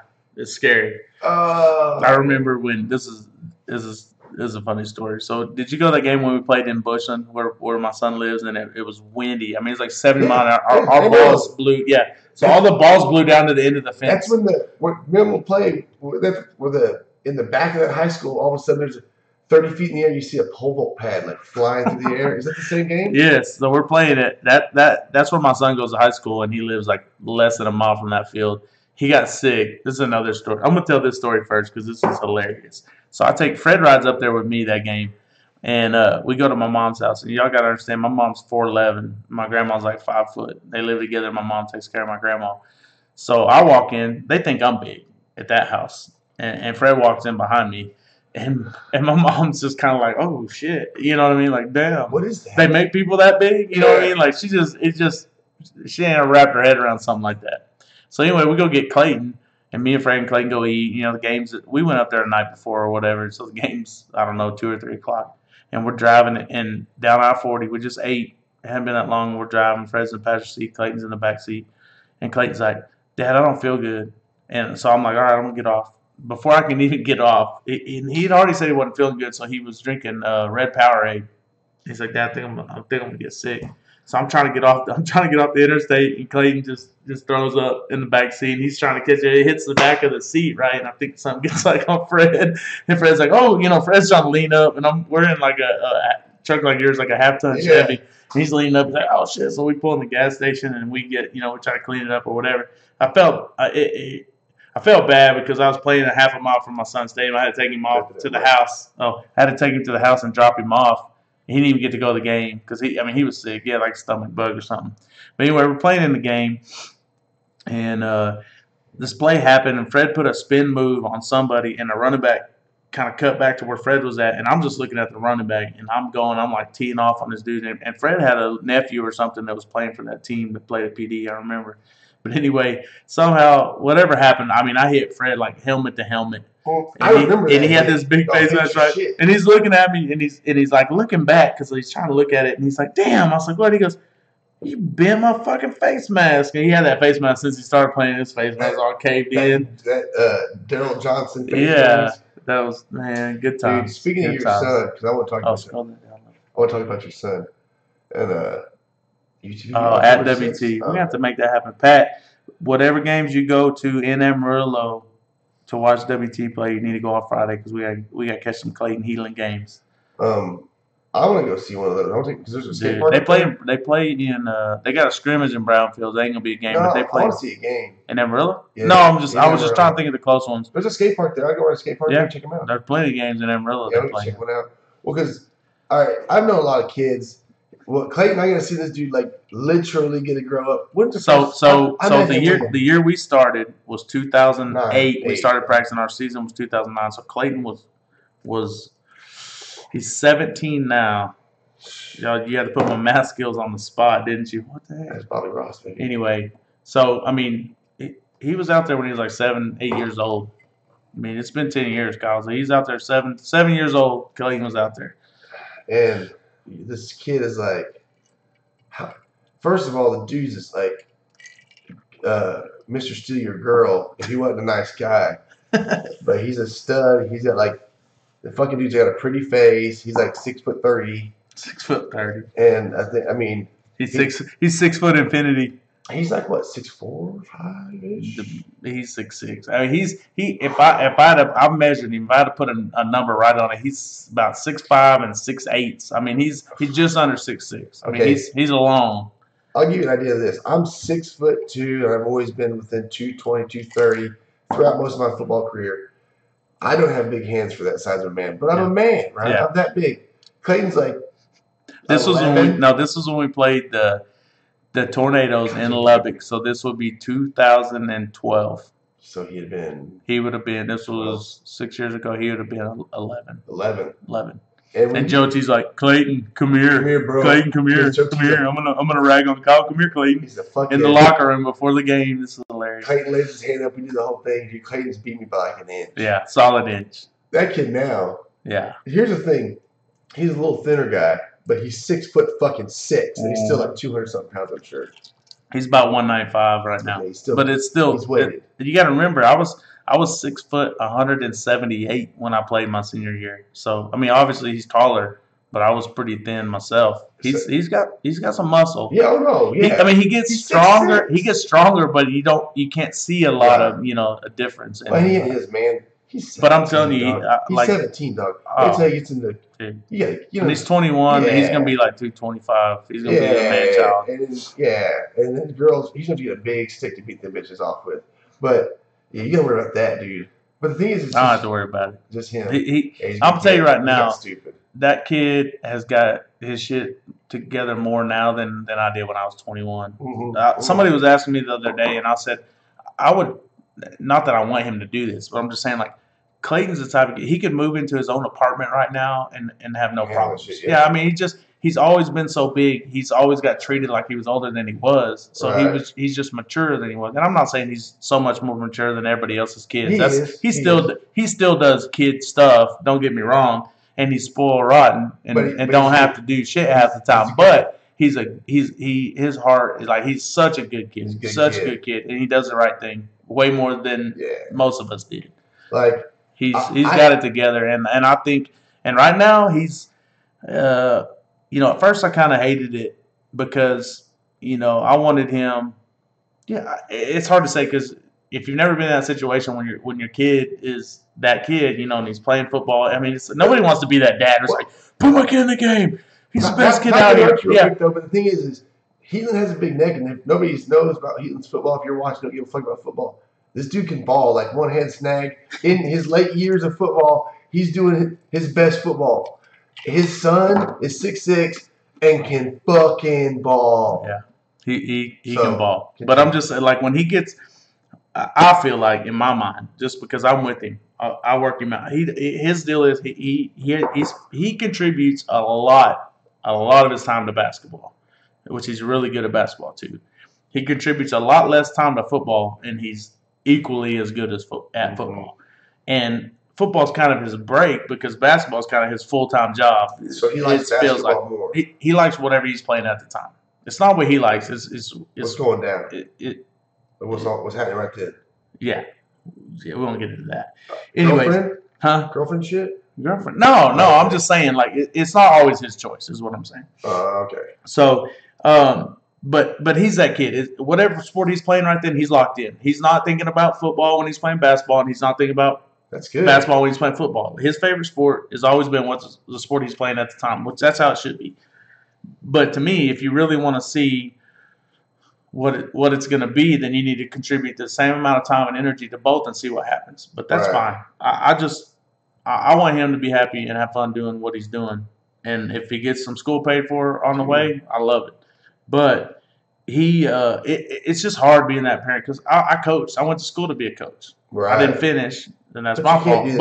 But you can't. Yeah, nobody wants to be that dad. It's like, oh, it should be my son. And it was hard last year. It was hard because he was rotating with a senior, and the kid ahead of him was good. And there's certain things that kid did good, and there's certain things that Clayton did that were good. I mean, I wouldn't say either one of them was better than the other.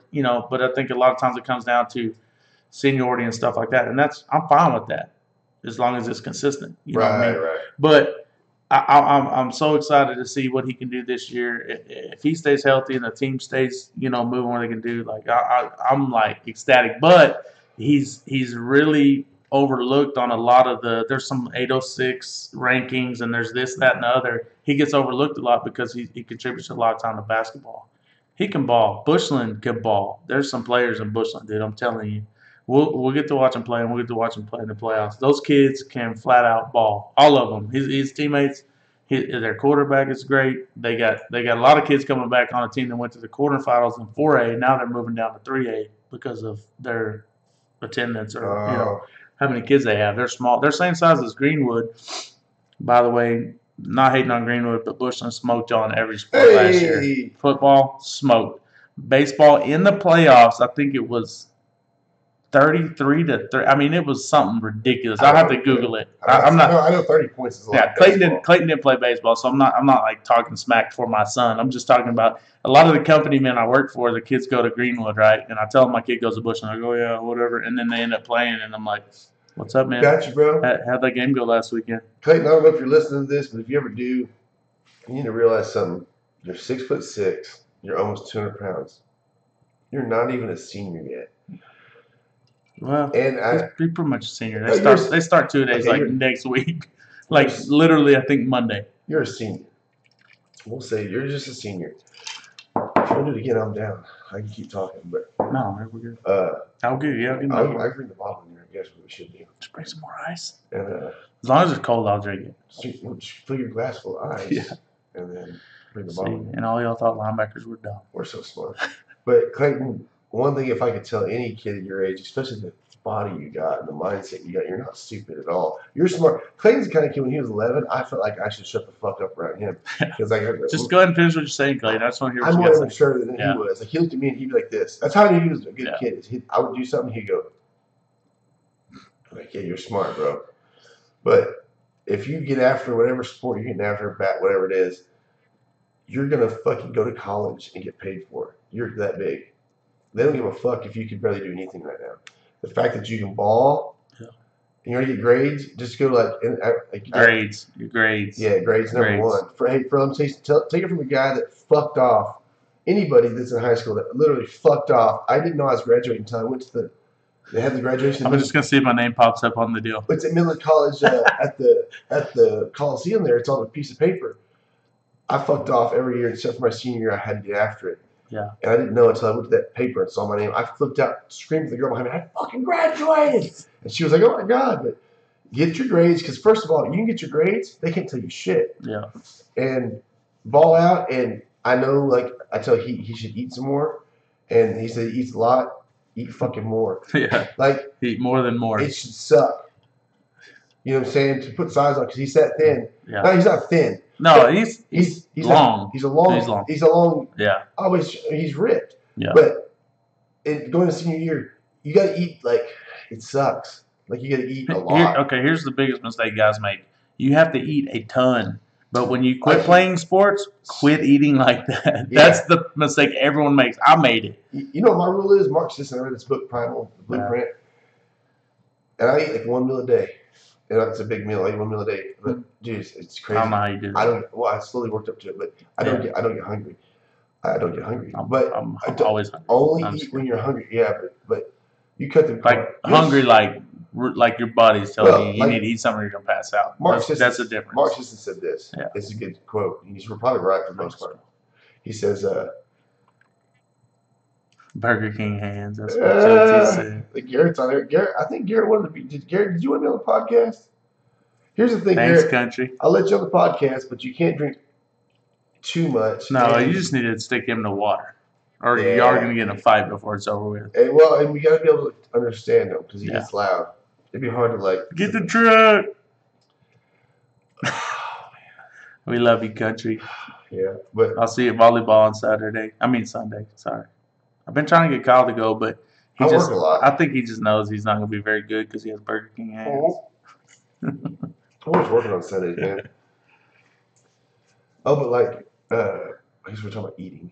But I want Matt Warden on this next one. Artie's come on. Oh, he works down here. Hey, when Artie comes, I'm on live. You want to come in with Artie? You come with him? Artie, yeah.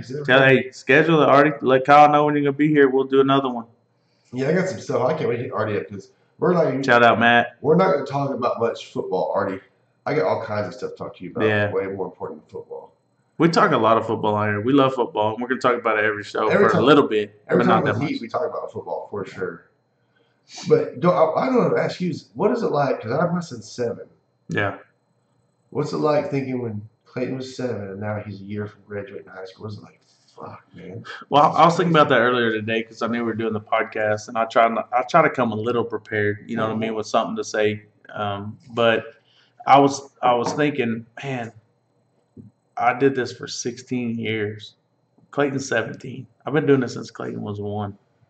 I mean, and this seemed, and it's thinking about this flying by football, him going from 1 to 17 flying by, and it's different for me. You know, obviously, you know, anybody that knows me, Clayton don't live with me. He lives in Amarillo, and you know, but he makes every motherfucking game, everything he can. Yeah. He drives there and back if he has to. But I'm just saying that, yeah, I feel like even if he grew up in my house with me, I mean, it's flown by, dude, like crazy, crazy. I still remember when we moved out. I mean, I remember everything.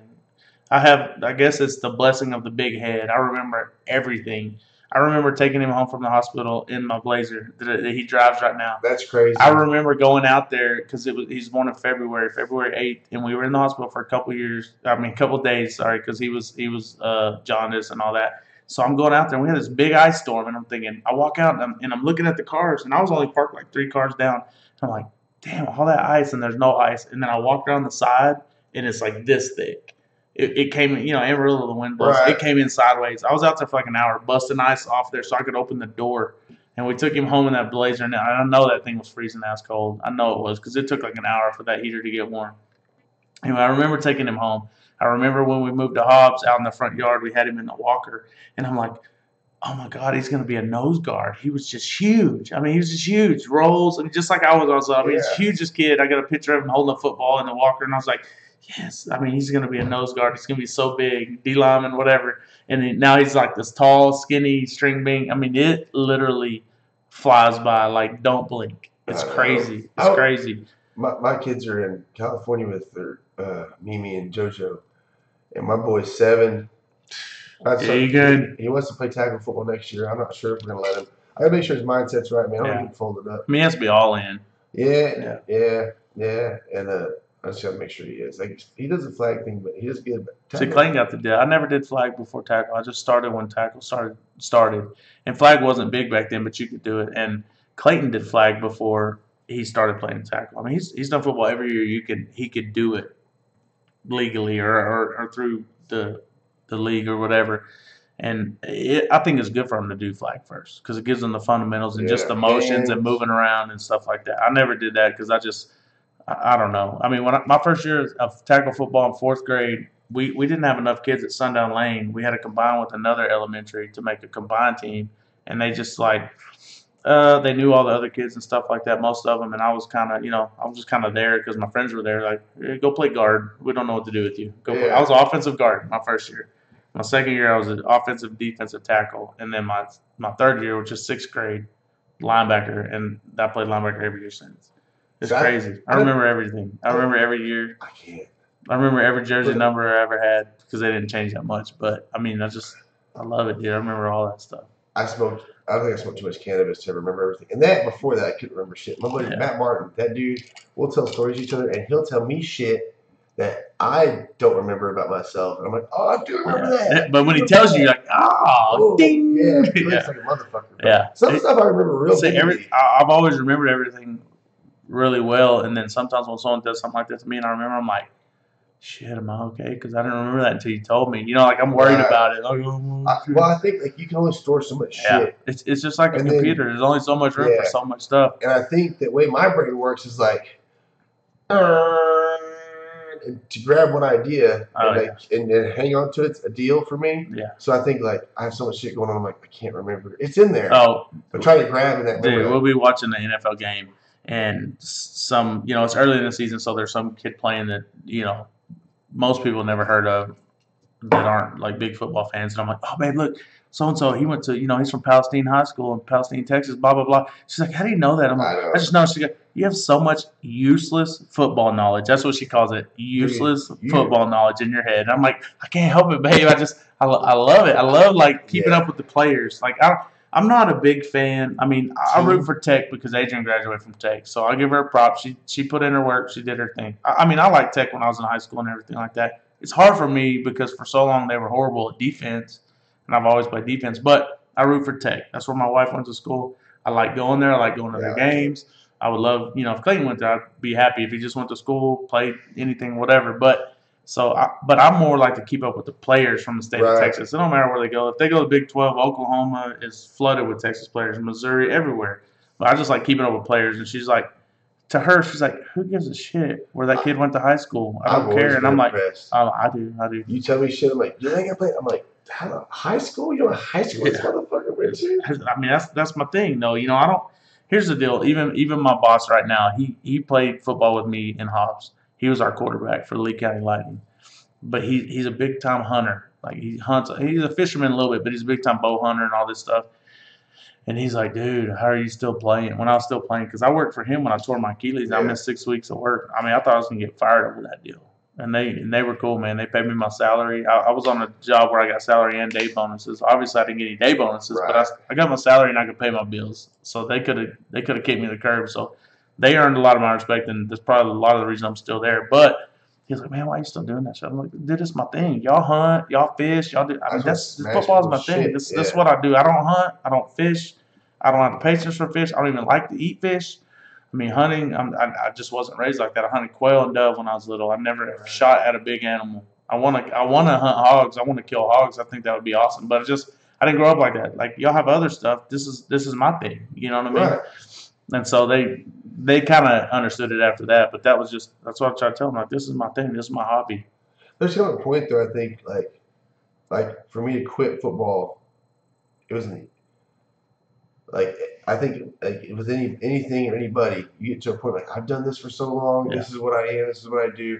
The last year or two, I was like going, man, like I don't know, like I had something in my body, in my brain, my soul was like, if you're not all in, you kind of need to stop. You kind of need to stop. And then that last season, I was like, I'm done. And I came back that very first game this last year, and I was like. That's when you knew you went one game too many. Maybe more than that, but at least one. I went out there and I was watching all the players, and I was like, he didn't know half of them. I remember waking up on Saturdays and being in animal mode. Oh yeah. And I got out there, and I was like, I couldn't turn nothing on. I was just kind of flat. And I was like, oh, it wasn't me that came out animal mode. I got like that because I knew my homies were here and throw down with me. I don't know these kids. And then you knew what it was going to be, and now you're like, I'm just kind of show up and see what happens. And I'd watch them score a touchdown or something great would happen, and they would run through. Those guys would literally like, but those guys would run through like the crowd. Like when you win a football, like you do something good in football, you get a sack, you get a tackle, or a touchdown. Your buddies get crunk with you. They beat the shit out of you. Yes. I would watch them. Yeah. Go through a crowd of the sideline and not get touched, and then go run, and like three of their buddies would talk to them like they'd celebrate these three guys. Yeah. I was like, when I was out on that field, I'll honestly tell you exactly how I felt. I got out there, I looked back, and I'm like, hey, what's the play? No play. Yeah. 2 or 3, what are we playing? And I thought, oh, there's 11 guys out here playing a game that individually playing their own league. Yeah, I'm not safe right now. I don't know what. I'm probably gonna get hurt because it means no one's doing their job. Yeah. So I never felt safe, and I was like, dude, I'll tell you. Here's something that happened in that game that made me realize this: you're done.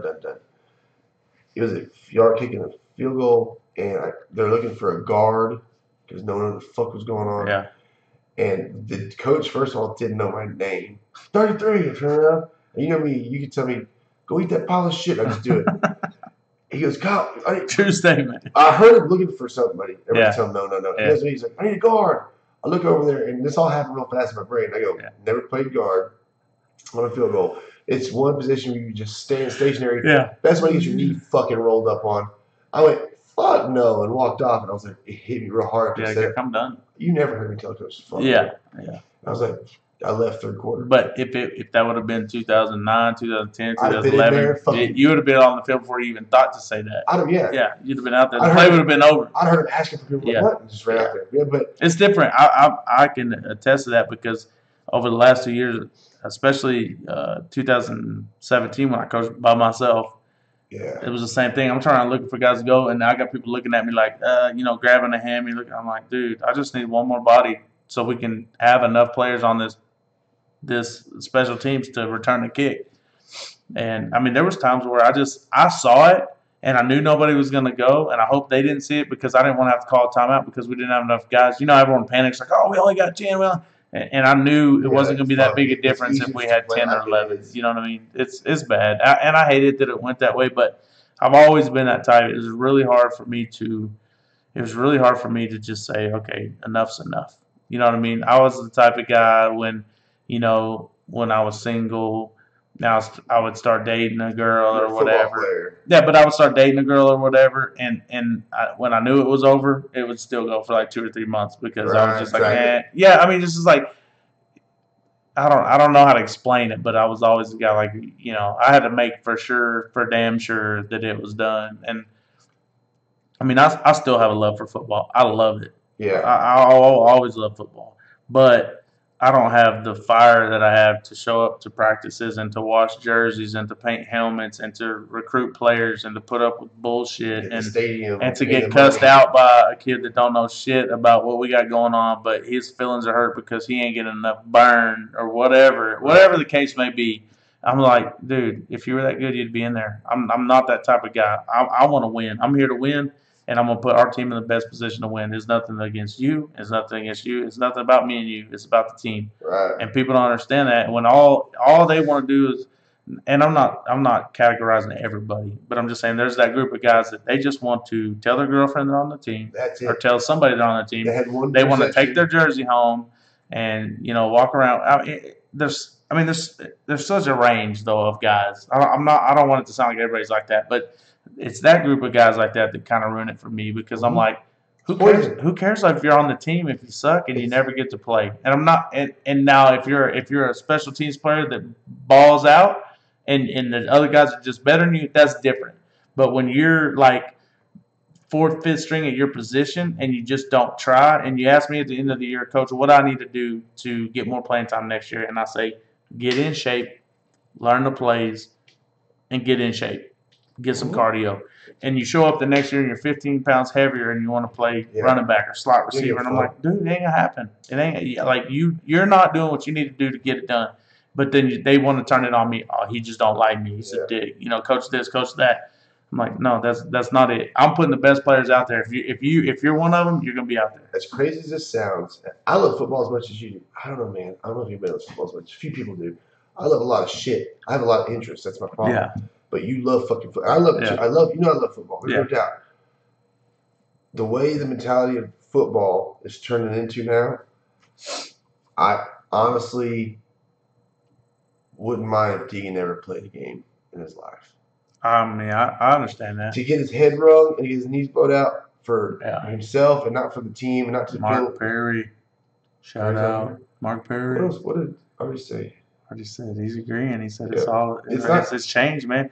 It's so different. I hate to say that because it just makes it sound old. I've got to pee. I'm sorry. I'm sorry, guys. Go pee and get some whiskey. I usually do good, but I drink 2 glasses of whiskey and I don't drink really very often. So you want to load that up with some ice too? Well, I don't know. With the Burger King hands on, can you handle all that? Oh, I got that shit. Anyways, what we're already saying.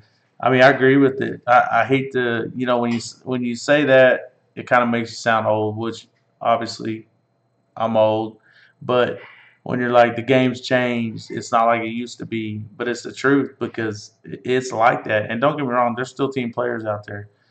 I got guys like AP. He will play. You're like, AP, man, we need a nose guard. He'll go play nose guard, and guess what? He will do good at it. Rook, the same way. Whatever you need, he'll do it, and he'll do it effectively. It's just like when Pat Lindsay used to play for us. That dude played. I don't know if he played anything deeper than linebacker. I think maybe one time we was joking around and he played safety, but that dude could play anything in the box on defense. Linebacker, inside, outside, nose guard, D-line, D-end, outside linebacker, everything. Everything. He could play corner and cover too. It didn't matter. Same thing on offense. He could play tight end. He actually played quarterback one time and did pretty good. I mean, it's just there's certain guys that are like Sean Parker. That dude could play any position in the box. I mean, it's just like, what do you need me to do? I want to play. I love the game. I want us to win. I mean, that's the attitude. And there was a lot of eyes in that, but everything I said was geared towards the team. So I don't know. Like Artie said, the mentality has changed. There's still guys that have the old school mentality, the team mentality, but it's like 50-50. And if you don't have enough coaches there to regulate it and keep it under control, there's just nothing you can do about it. And I don't know. It ain't what it used to be, which nothing is, but it is what it is. So when's Artie gonna be here? That's what we need to know. We're gonna get a good show with Artie.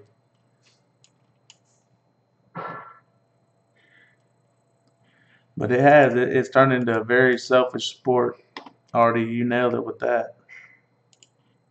I think Kyle will definitely get a show set up with Big Country and Matt Warden for sure. I would not have Country on a show unless Matt was there to regulate. We used to talk about Country. I said, that's the biggest dude I know that's never won a fight. And then me and Matt, we witnessed it. He won a fight one time in a parking lot of Woofers. What you talking about Trey Fay, Country? He don't play for us no more. He going to the Pride. Yeah, BK hands coming through, baby. Huh? Oh, Burger King hands, bring the whiskey. Yeah, I got a little mini Coke in my pocket. Anyways, so we're talking about, I said that you should definitely have a show with Country on, but I wouldn't do it without Matt Warden. Oh, Matt Warden. Matt Warden definitely needs to be on. Country could be an innocent bystander. All right. Artie said he reports the 13th of August, so. All right, when you have BK hands, Kyle loaded it. Your elbow pits and your biceps can hold a lot. I was thinking about I hear you talking a little bit to Artie, and I think about football and what it means to me, what it did for me. I'll tell you one thing about football that's fucking dope. Super dope. I know Artie on the football field personally. Yeah. Face to face, I seen that guy at football stadiums. Yeah. If I played against him, or if he's there spectating after he got done retiring, that's how I know Artie. I love that dude. You know what's cool about Artie? When he did retire and we went to El Paso to play, he was mostly standing on our sideline. Yeah. No offense to the El Paso teams, but yeah, but I have mad love for that dude. Like I legitimately care about that guy. I watch him on Instagram. Yeah. The thing is, me and Artie talk more about our kids on Facebook than we do about football. Right. Honestly, he's always about our kids. He's a good ass person. Like he was one guy that would be like on the field would be a tyrant. Just you can talk some shit, but after the game, it's all love. Oh yeah. So like that's how it should be. You should be an asshole when you're playing football, no question. I'm not saying you got to do anything dirty. I'm not saying I ever did or did not do that, but you should be an asshole. What did Coach T say? Be a motherfucker. Y'all be some motherfucker. And we would do it, but then after the game, there's no reason to be trying to pull guns or trying to fight. I mean, the game's over. If you didn't handle what you handled during that, you're not out here for the right reason. We're doing the same thing. Like we're all out there. So like being a football player, essentially, it's made us all friends. So like me and Artie are good friends. I don't know if Artie loves me as much as I love him. I just genuinely, if Artie comes down to 13th and I'm walking down the street and I see 4 or 5 dudes kicking somebody, I run up, I see Artie down there get kicked. Better believe it's just about to get wild. Well, we're both going to get kicked, or it's going down. I don't know Artie from just being at the stadium, but I've interacted with him on the football field where I tell everybody the football field is the only time that in 60 fucking minutes you're going to feel every emotion that human can feel. Yeah. If that ain't shit ain't as real as it gets, because first of all, we don't get to go to old school times. We're bored with our friends and battling, and we get that bond, that kind of bond with our brothers. We didn't go to the military. We didn't fight in wars. Our war was on the football field. That was as drastic as it got. So that's where that shit comes from. So we're all on the same wavelength. Like we're all willing to put it out there. Like in BMX, back when I was raised up, you go to a skate park, all skateboarders be one BMX dude, whatever there. You don't know them. You're immediately friends. We're your friends. Yeah. Yes. And I've noticed that the older I get, the longer time goes on, it's not so much like that even with BMX, even with football. No, it's now time to bash other people. Right. Yeah, it's not like you said, you could show up somewhere, y'all both BMX, or even if you're on a BMX, other dude's on a skateboard. Yeah. He knew, we're still the same genre. Yeah. So y'all were cool. Like Ben Jansen, you know what I mean? Like think about that dude. He could get along with anybody. Yes. I'll never forget. And I know I've told this story a lot. Like I love this story more than anything in my life because I used to. So our first couple of years, I had all the equipment in the back of my truck, and so when we would finally go pads, I would. Who's done? Oh, anyway, so I would bring all the equipment. Right, a lot of guys had their own stuff, but majority didn't. So I'm showing up with everything I got, and I'm like, and I'm trying to be nice about it, but I'm trying to get the guys that I know are going to start and all them first. And Ben is like, been there a couple weeks, and Duke can move around and do Never this and played that. football ever. Yeah, but he didn't want to make a big deal about it. I'm over there fitting all these guys on helmets and shoulder pads, and he came over there, and I was getting this guy's helmet adjusted or something. And I said, hey man, that pile right there is like the medium large. Go find some shoulder pads over there to fit you, and then when I get done with him, I'll come help you. And so he's like, I can tell he's just kind of, I'm helping guys, but he's just kind of hanging around the truck. Like he just won't ever make a decision on what pads he wants. And he's just kind of BSing. And then finally everyone walks off but me and him. And I go over there and I'm like, you found something that worked? And he's like, man, I'll be honest, I've never put a pair of shoulder pads on in my life. Like, never. He was a skater. Savage. He was corporate. He's a fucking and so I'm savage. like, that's cool, man, whatever. I mean, he was literally putting them on backwards. And, built like a shit brick house. Yeah. And so, but at first he was a little smaller and whatever. Good so build. at first we had him playing safety, and he was a backup safety, and he played all the special teams. And then at the first of the season, it was like teaching him how to put his equipment on to a little bit of terminology and just a little bit of gap responsibility. Just He's player smart, responsibility. He's a smart person. But he would go home and Google it every night. He was Googling Brian Dawkins stuff and doing footwork drills on his own. And he's a Minnesota Vikings fan, so I mean, obviously, you don't know that much about football. But so he would. Anyway, he busted his ass for like the first 2 years, and then something happened. He showed up that third year. We were missing a player. He's okay. You're starting at outside linebacker. Will Corey Laudermill shot a firecracker in his eye. Yep. Hey, we need you to play Will linebacker. Yeah, dude, he ended up being the most improved player of the year. Defensive most improved, from a guy that had never played football before to being a runner for defensive MVP like 2 years after that before he moved away. I mean, he was this close to getting our defensive MVP award. I mean, he's a beast. I love that dude. He's just a good person. And I've never even seen the dude mad. And I couldn't imagine. It was crazy. So this is what I love most about semi-pro football, like the parties, the camaraderie, all the stuff, the bus trips. There's so much stuff that people don't see. All they see, they go to a game and they see two guys getting a shoving match, and they're like, "Oh, this is ghetto. This is bullshit. These guys are just yada yada yada, whatever." They don't see all the guys. I wish you could have been there, Kyle, at the banquet for TJ's speech. You know I got mad love for TJ, and TJ's going to be the defensive coordinator. I wish, like, my wife has always known what it meant to me. And everything, and TJ showed up, of course, an hour late because he thought it started at a different time. Anyway, I had to represent his award to him, once when he wasn't there and once when he was there. But there wasn't a ton of people there. It wasn't a big deal. But when he got up there and gave his speech, like, even everything I thought I knew about this team, like, some shit hit me. I was like, damn, like, wow. Because he talked about a lot of, what would some of these guys be doing if this team didn't come along. And I've thought about that too a little bit, but not like in depth like him. Like he really put it in perspective. And then after the deal on the ride home, my wife was like, "Wow," you know what I mean? Like wow. And now I see why it meant so much to you. And I'm like, it's like people that aren't all the way in it don't get it. Yeah. Like they kind of get it, like, but they get it like, oh, it's just a bunch of dudes who want to hang out and drink and do stupid shit together. Yeah, that's a big part of it. I get that's a big part of it, but that's the kind of intent at first. First intent is I want to play football. I felt like when you started that, the intent was to play football, and then we earned each other's friendship and respect, and then all we wanted to do was be around each other. Oh, dude. Okay, here's a perfect example. Last weekend, Peanut's wedding. Yeah. I mean, we all see each other in bits and pieces, but, I mean, I used to spend, like, me and Kyle used to hang out a lot. First year, we hang out and drank a lot. I used to spend a lot of time with Jerry Don. We did a lot of the same stuff. So we go to Peanut's wedding. Shout out Peanut. Angie got married finally. Love Peanut, one of my favorite dudes and football players. But anyway, so it was, it's just one of those deals. And guys are wired a little different than girls, right? So we show up, and I see Peanut, Joe T, KB, Jerry Don, Corey Laudermill. Love Corey too. Anyway, but the thing about it is with like football players, we could not see each other for 5 years, 10 years, 2 years, whatever it may be, and you never missed a beat. When they call you that, Barnett. Yeah, Barnett, Heetland. Heetland, hey. So we go straight over there and we got our table. So our girls are sitting together. Half of them are like, they know each other. Most of them been around each other, but it's different for them. They're kind of hanging out because we're hanging out. But we never skipped a beat. If anyone would have walked up on that table, they would have thought we hung out every weekend. You know what I mean? That's what I love about it. We're at Peanut's wedding and we ain't seen him. We don't see everyone works. Last time we saw Peanut, he was skinny.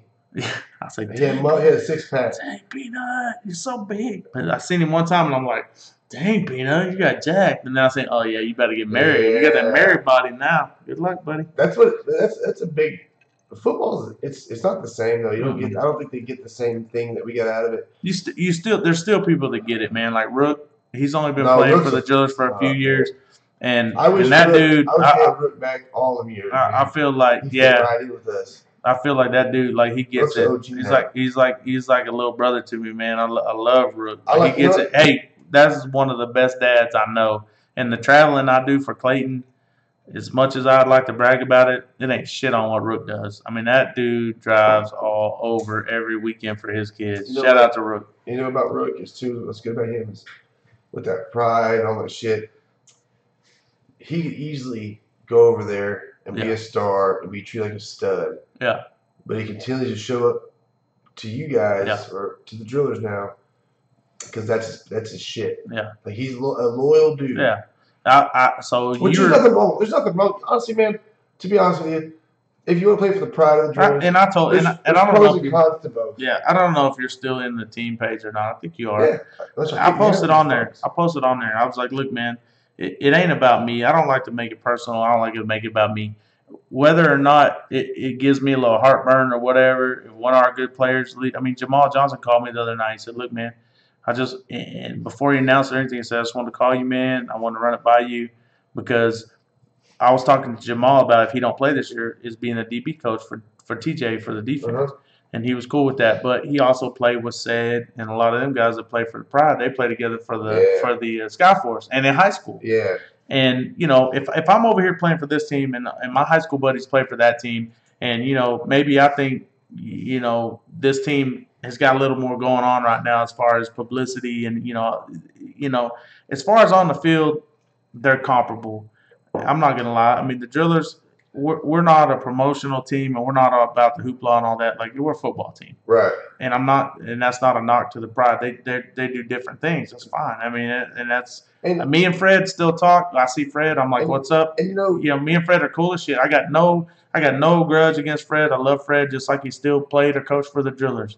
I will not hold that against anybody. Any man that's doing what they think is right in their mind for themselves, I'm all about it. You got to do what's best for you. But Jamal called me and said, I mean, this was 3-4 days after our banquet. Hey man, I'm gonna give it one more ride. I want to, because he was borderline gonna play or not. I'm gonna go play with Sid and my boys one more year, and then, and then next year after that, when I coach, I'll come back and coach DBs for the Drillers if they still want me. I say, you gotta do you, man. I'm not mad at you. You're my boy. I love you. I'm not gonna be like, you've been my boy for 6-7 years now. I'm like, oh yeah, no, you going to Pride? No, screw that. I'm not like that. There's different levels of this. There's so many people try to be divisive, and you got to pick one. Yeah. And it's if you come over here, don't say Heetland's name. He's a piece of shit. You know what I mean? Dude, do what you got to do. It's about you putting yourself in the best situation to play football in what's going to work best for you and your family. Right. I don't care about it. The older I get, the more I realize my ego is like the worst fucking thing for me. Oh, yeah. And that whole Pride deal, if you really want to be honest about it, it might not went down the way, split the way it probably should have went. It could have been a better transition to it. Yeah. But 2011, we were talking about that's the best team. Yeah. That team was great, but without Harold Mercedes pumping that team up and building, because there was a few years that it was big and it was exciting to be like go out to be a driller on Friday night or Saturday night. Like you go to 7-Eleven, they're talking about Drillers and It was different, but it's. To me, everything in life is about timing. If they would have been there from the start, they would have probably been gone before 2011. Yeah, or whatever the case may be. So we got it started. Whatever happened with them in the Roughnecks, we gave them a shot to help out with the Drillers. And they did. And the first 3 years, it was all good because they were getting what they wanted out of it. We were getting what we wanted out of it. Everything was good. But then they didn't agree.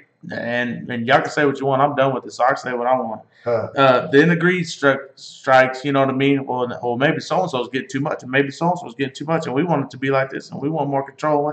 And that's fine. That's part of it. That's semi-pro football because there used to be the Basin Bulldogs. They used to be a legit-ass team here a long time ago. The Colts. Then the Basin Bulldogs broke up for the same reason. Too many egos. So then there was the Colts, and they were pretty good. Well, then the Colts broke off. Then there was the Rough Riders. Then there was the Modesto Storm. I played for the Lee County Lightning. We started in 04, 03, and we never once. Okay, I'm talking about Hobbs, New Mexico, people. That's where I started playing semi-pro. We never once lost to a Midland Odessa team. Not one time. We smoked them all. Now, we had some close games, but we smoked them all. We never once lost to a Midland Odessa San Angelo team because there was so much division. If they would have just kept, and I don't care now, but if everything would have just stayed together and you took the cream of the crop, people would have got their feelings hurt because there wouldn't have been enough room for everybody. But there would have been MPFL championships won if you just keep everybody on the same track. And that's what they're trying to do now. And I'm not going to knock them. If you're going to put your time and money into it, what they want to do is they're trying to take all the good players from the Drillers.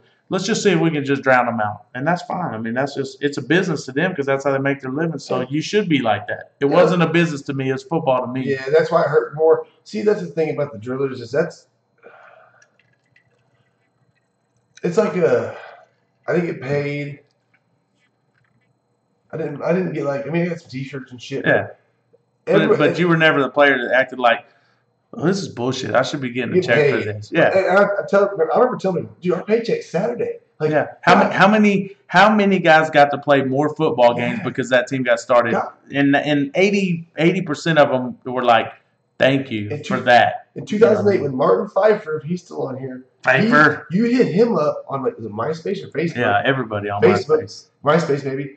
And that's crazy. MySpace is gone. I wish it came back. It's super dope. But Martin, he's the one that hit me up, and he told me. Look at that. Read what Artie said. He said, heat moment. That time when you gave me a Driller shirt and I wore it in the Seminoles locker room my last season playing ball. Oh, shit. Caused so much hell. Yeah, he's like, before the game, he's like, hey, bring me a Driller shirt, 3XL. I'm like, I got you, bro. I got you. I took it to him, gave it to him before the game. He wore it in the locker room. Hold on. Oh, okay. Oh, damn. I was gonna tell that, Joe T. I was gonna tell that story earlier when we used to party after the games and we go who had that house out there in the sticks? No. Right over here. No, that happened at my house. But Ben's putting his damn shiner in the oven, heating his beer up. Hot. I'm like, what are you doing, man? He's like, I just like my beer hot. I'm like, that's disgusting, Jansen, bro. Well, yeah, and talking about Ben Jansen, at my house, we had a big party at my last house, and I knew that Ben was a nasty fuck. Look, so Holly, you know Holly, Jerry Don's ex-wife, Holly. Oh, no shit. Yeah, she just popped up. What's up, Holly? Shout out. We used to party at y'all's townhome, too. Yeah. Don't act like you weren't a part of it. I remember, so I got Ben Jansen. I had him in mind. I bought all the beer and the booze for the party. Yeah. I bought a 40-ounce, because I had real nice beer and everything everybody wanted. Schlitz Marleka. I know. I bought a 40 of OE, and I bought a half a gallon of cottage cheese, and I said, I just mixed the OE in with all the other beers. I said, whoever grabs this OE, you can drink it, but you got to eat the fucking cottage cheese with it. Gosh. Sure enough. Then what do you do? Put some fucking ginger root in it? No, he eats it, but dude, this is one time I saw Ben Jansen hurting. But at the end, there's an inch left of cottage cheese at the bottom of that big half gallon. He takes the last bit of his beer, pours it in the cottage cheese, mixes it up, and just drinks it all. And he probably didn't throw up. No. That dude has a weird stomach. That ginger root and just the hot beers. He's one of my favorite people on earth. I love just different people. How boring would it be if we were all the same? God damn. Oh, God. Ben would show up and he'd wear 1970 polo. The cat shirt. The fucking cat. No, that was Joe T that wore the cat shirt with the ice cream cones. No, Ben had a cat shirt too. Well, so Joe had one with the ice cream cones, but Ben had the cat shirt. Joe wore one of his fancy shirts on that podcast. I was watching it. Joe T, that's a sexy mother right there. He's lost doing all good. that weight, He's doing good. making me feel guilty. But I do miss him being kind of big. Maybe he's not. I miss the size. Maybe I miss the hair. I wish he grew the Yeah. Joe T, you can be skinny, have big hair, bro. Hereford, Texas, shout out. See, all the best people come from the 806, Kyle. Me and Joe T from the 806. Anytime you 806 guys want to like lock yourselves in the bathroom with me, I'm down. Never mind. We ain't that cool. I remember that one time we went to a game and they were gonna quit. They didn't want to play. I'm pretty sure they're gonna quit. Or, oh, you're talking about the game in Oklahoma? No, I want to say it was in Lubbock. That game was bullshit. Oh, it's a game in Lubbock when the referees didn't show because it was Cinco de Mayo and they got hammered. Yeah. The Mexican refs. Yeah, because I was on crutches. I remember. I tore my Achilles. I drove to Amarillo, got Clayton, drove back to New Deal. We were gonna play them in New Deal, and everyone's out there warming up, and there's no refs, right? And it was like the refs ain't answering the phone. They're not going to show up. Our players, y'all players still want to play because they drove up here. And I was kind of kids. No, but at first I was like, man, I want them to play because I drove to Amarillo, drove back to Lubbock to the game, and I was just helping out. I'm literally on crutches, so I tore my Achilles.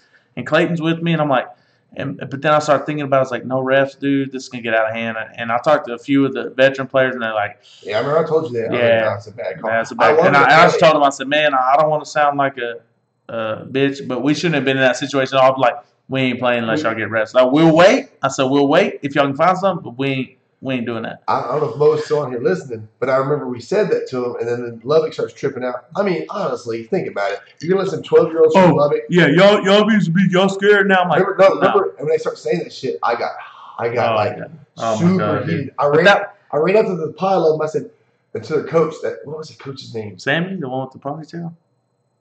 No, it was the black dude, bigger guy, a little thicker dude. Charles Lester. I said, you go in your locker room and get ask him, the baddest motherfucker in there. You lock us in the bathroom. Whoever knocks the door, we'll call it for a W. And he was like, what? I said, I'm going in. Go get your baddest dude. Lock us in there. Whoever knocks and opens the door, I've been standing there. That's the W.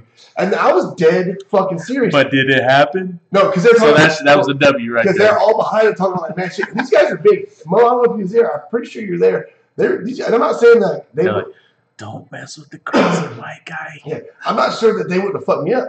I'm pretty sure. I mean, I feel like they wouldn't. I feel like one-on-one, you got a pretty good chance. So yeah, and I was like, so let's do it. And so everybody, because that's the ones that were talking about shooting people the year before or whatever. So I'm like, let's get it. Like, if we can just call it W. If we're gonna play with some bullshit rules like this 12-year-old's gonna be the fucking ref, why can't we lock? You go pick the dot, do this down. Yeah. I'm down. Yeah. I bet you I can walk in my locker room and be like, guys, anybody want to take my spot? Because I'm down. Y'all trust me? Y'all got me? Y'all think I can do it? And they'll trust me. Yeah. So we're like, yes, we're down for this. Because we had a W no matter what, but that would have been a more fun way to do it. Yeah, I'm like, you know what I'm saying? But they wouldn't do that shit. I would have totally done that. I wish shit like that would happen. I truly believe. Here's what's funny. Well, finish what you're saying, and I gotta say something. I truly believe that certain men, not all men, some guys aren't fucking stupid like me, but like more like, there's some men everyone like, women have a period, right, where they just fucking lose their mind for like 5 days and bleed out orifices. We don't bleed, but sometimes we're like, I think sometimes it's good. Like, you ever see me on Facebook? I'll put there. Yeah, bare knuckles brawl in Kyle's backyard. And hey, I'm like, man, that would be interesting. But I remember I paid for like half these teeth, and I'm like, I ain't doing that again. But I truly believe that sometimes I feel like that. I'm like, it's not because I'm retarded, but I think. But that's how we're wired. That's how we're wired. Okay, we've been civilized people for a couple 100 years. We've been fighting for like thousands, like 10 years. So genetically, we're like used to fighting. Every once in a while, I think it's good to just get that shit out of there. Yeah. So every once in a while, if you need to lock yourself in the bathroom. I get the bare knuckles thing, Kyle, but I think it'd still be cool to do just some boxing. You know, maybe get some gloves somewhere between boxing and UFC, because just for guys like me that like to fight but like their teeth, just do jiu-jitsu. Just wrestle. Dude, I couldn't fight my way out of a paper sack right now. Well, just ground game. Just grab. I got that. I'll squeeze the shit out of somebody. You'd be surprised until you see it. But like, that's a good way to, like, I just think it's. Hey, shout out to my buddy Matt McCormick. So, dude I grew up with, he grew up literally a few miles from me. He's 3 years younger than me. And he went to Tech to play football from Randall. He's a badass wrestler, badass football player, big as shit, like 6'4", 6'5". Went to Tech. I think he went as an O lineman. They moved into D lineman. He was there at the same time as Fred Threat. They know each other. Anyway, he ended up having some kind of heart deal where they wouldn't let him finish. Shout out to Tech. They went ahead and paid his whole scholarship. He got to finish school there. He's a I can't remember exactly what his title is, but he builds facilities in the oil field. He lives in Midland now. This happened 4 or 5 years ago. I saw he's in Midland. Hey man, what's up? So he trains with Bustos. Yeah. Yeah. Oh, dude, he's big time though. He'll probably fuck you up. Oh, dude, Matt's a beast. But it's funny, and no disrespect for Matt, but he's like a guy you'd see, and you would not be scared to start shit with this guy, even though he's like a tall guy. He doesn't come off. He don't walk around with his chest out like looking for shit. But he's the guy that like he would be like maybe drunk and bump into him, and you're like, hey man, watch the fuck out, and then you would die. Well, like he's a badass. Joe Rogan always talks about on his podcast. Nerd assassins in jiu-jitsu. I mean, he's not really a nerd because you're talking about dudes like Matt Hughes size, like that you would think they ain't shit. Geeky guys that are geeky, skinny guys. Yeah, Matt's fucking straight. He doesn't really fall in that category, but he's just like if you just looked at him and didn't know him, you're like it's just kind of a big awkward sized guy. Yeah, I don't know how to describe it. It'd be like a skinny country. You know what I mean? Just like a big awkward sized guy. Dude, he will fucking rock your world. Could you imagine country skinny? Okay. No, I couldn't. That's just weird. No one knows country nobody knows country. Unless you know country. I talk to this like I try to talk to people like they don't know what I'm talking about. Joe is the juice box stripper, Jesus Christ. But country is he's like a 6'4" guy. He looks like Shrek kinda, but not green. Totally white. He's like Shrek and Garth Brooks had a baby. And he's completely out of hand. Why did it take so long for us to nail that? It did take. I mean, it literally took 10 years. It's Shrek and Garth Brooks. Shrek and Garth country. It's country. Dun, da, da, da. Sorry, country. That just happened. Dude, I gave him the name. No, I don't know if he remembers probably. I don't remember. I just thought he was born with that name. Like literally, he came out of the womb and his dad was like, "What's up, country?" The very first day at practice, he walks up to me and he's talking, and I'm just like, "You're big country." I just named that. You're big country, and it just stuck. He just smiled like finally. We played Abilene that first year in that scrimmage. You talking about when Sean Scott's girlfriend dumped him in Abilene and threw his shit over the fence? That's funny. But he has his cold, but his jersey was like up here, his belly's hanging out, and his Under Armour was up. His whole belly's out. His Under Armour was outer armor. Yeah, dude. And so my dad, like after the game, my dad's walking up to me, we're talking, and country's on the other side of the field, and my dad goes, "Hey, I'm gonna guess that's big country." I'm like, "Fuck yeah, that's big country." That dude needs a TV show for real. He really needs a TV show. That guy can make $1 million if they just follow him around with a TV show. For sure. I believe it, but that is funny. I didn't know you gave him that name. I gave him that name. I will like hey, you on here. I'm awkward now. You're 6'6". You're awkward now. Country, you've been awkward your whole life. Hey, remember that time we ate a bunch of mushrooms, and well, you didn't eat a bunch, dude. Oh, here's what happened. He probably ate a half a mushroom. He ate a tiny piece of a mushroom, and.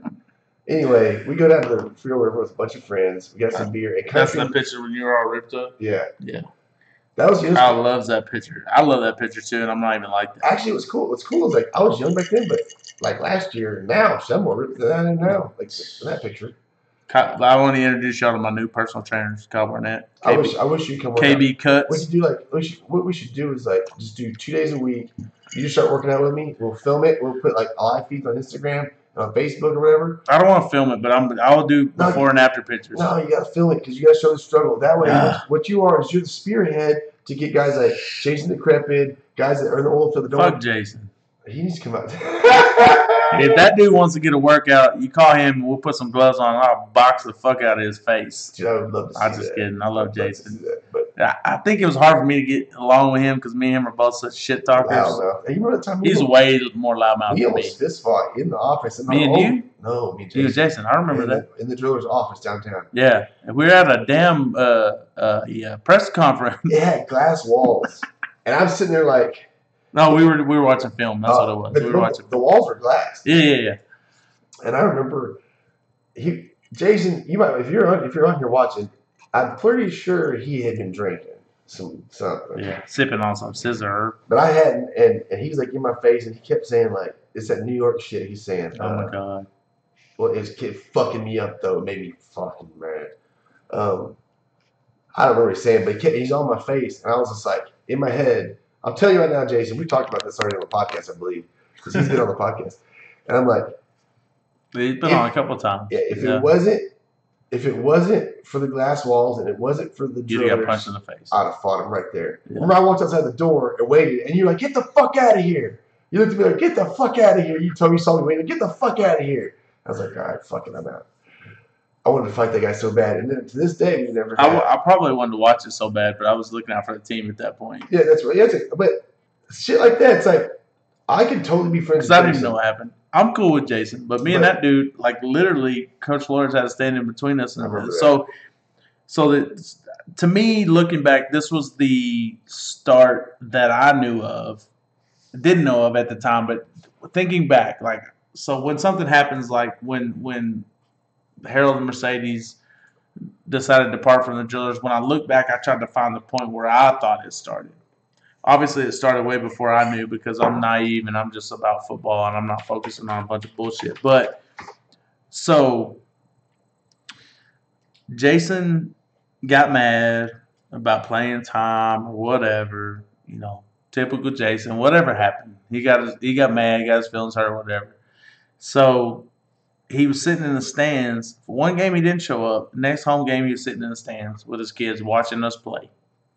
So a week later, Jersey's boyfriend, Irv, is coming down to move to Midland. He used to play for Amarillo, and he wants to play with us. Yeah. Well, our rosters, like I didn't have very many numbers to work with. So I needed an eligible number because he was a linebacker / fullback type guy. So I was like, well, fuck, Jason quit. I'll just take Jason off the roster, and I'll put Irv on the roster. Right. So that's what I did. So Harold and Mercedes went to Jason. Jason was asking them, blah, blah, blah, whatever. Hey, Heat took you off the roster. I'm like, and I didn't know anything about it until he shows up to practice wanting to fight. And I thought it was weird because 5 minutes after he showed up, Harold and Mercedes showed up, and they never came to practice. And Jason comes over there with his fucking New York, yada, yada, yada, blah, blah, blah. Hey, motherfucker, this, that, and the other. And I said, New York people, the way they I was like, hey, I didn't cut you, motherfucker. You quit. And he's like, I didn't quit. I was just taking a break. I'm like, you don't take a break in the middle of the season. You didn't show up to the last home game. You didn't show up to the away game. And then the next home game after that, you were sitting in the stands. If you're sitting in the stands, you quit. I didn't fucking quit, bro. I was just tired of the bullshit. I'm like, you quit. Take 2 days off work and see what happens. Yeah, I was like, you quit. You quit. That was a big argument. I was like, you quit. If you don't show up to 2 home games and an away game and you're sitting in the stands, you quit. In my mind, you just quit without telling anybody. Yes. So you're off the roster. Irv needed a number because that's Jersey's boyfriend, and he wanted to come play. And the most hilarious thing ever was, side story to the story. So he goes to the first pregame at Grande before the first game he's going to play. They didn't even practice with us yet. Just shows up to the pregame, and he's, he's built. Yeah. He looks good. Looks the part. Looked like the Manster, but not like the Manster. So we got him on some special teams, and Coach Ridley was cool, and he wasn't really a dick to anybody. And I'm standing right by Coach Ridley, and he looked at Irv and go, you got the worst feet I've ever seen in my life. And then Irv starts talking about, oh, my knee this and my knee that. And, and I'm like, it made me uncomfortable. And I usually don't, but I was just like, I didn't even know Irv enough to know if that was going to cause a problem. And I was like, damn. Do you remember watching him do his thing out there? Like, play linebacker, and it was bad. It was bad. He's not a linebacker, though. I mean, I ain't knocking the dude. He's just ain't a linebacker. No. But anyway, that's how the thing started. And then looking back, I knew something was up after I thought about it because he showed up, and Harold Mercedes showed up right behind him. And then they stood underneath the little filming deal, like hiding almost. And Coach Flores gets in between me and Jason, and I'm like, there was people running around the track. I remember there's a lady pushing her kid in a stroller around the track. There was an old man running. I was like, Jason, I am not going to fight you right now and lose our practice field, whatever. And oh, you bitch, you blah, blah, blah, whatever.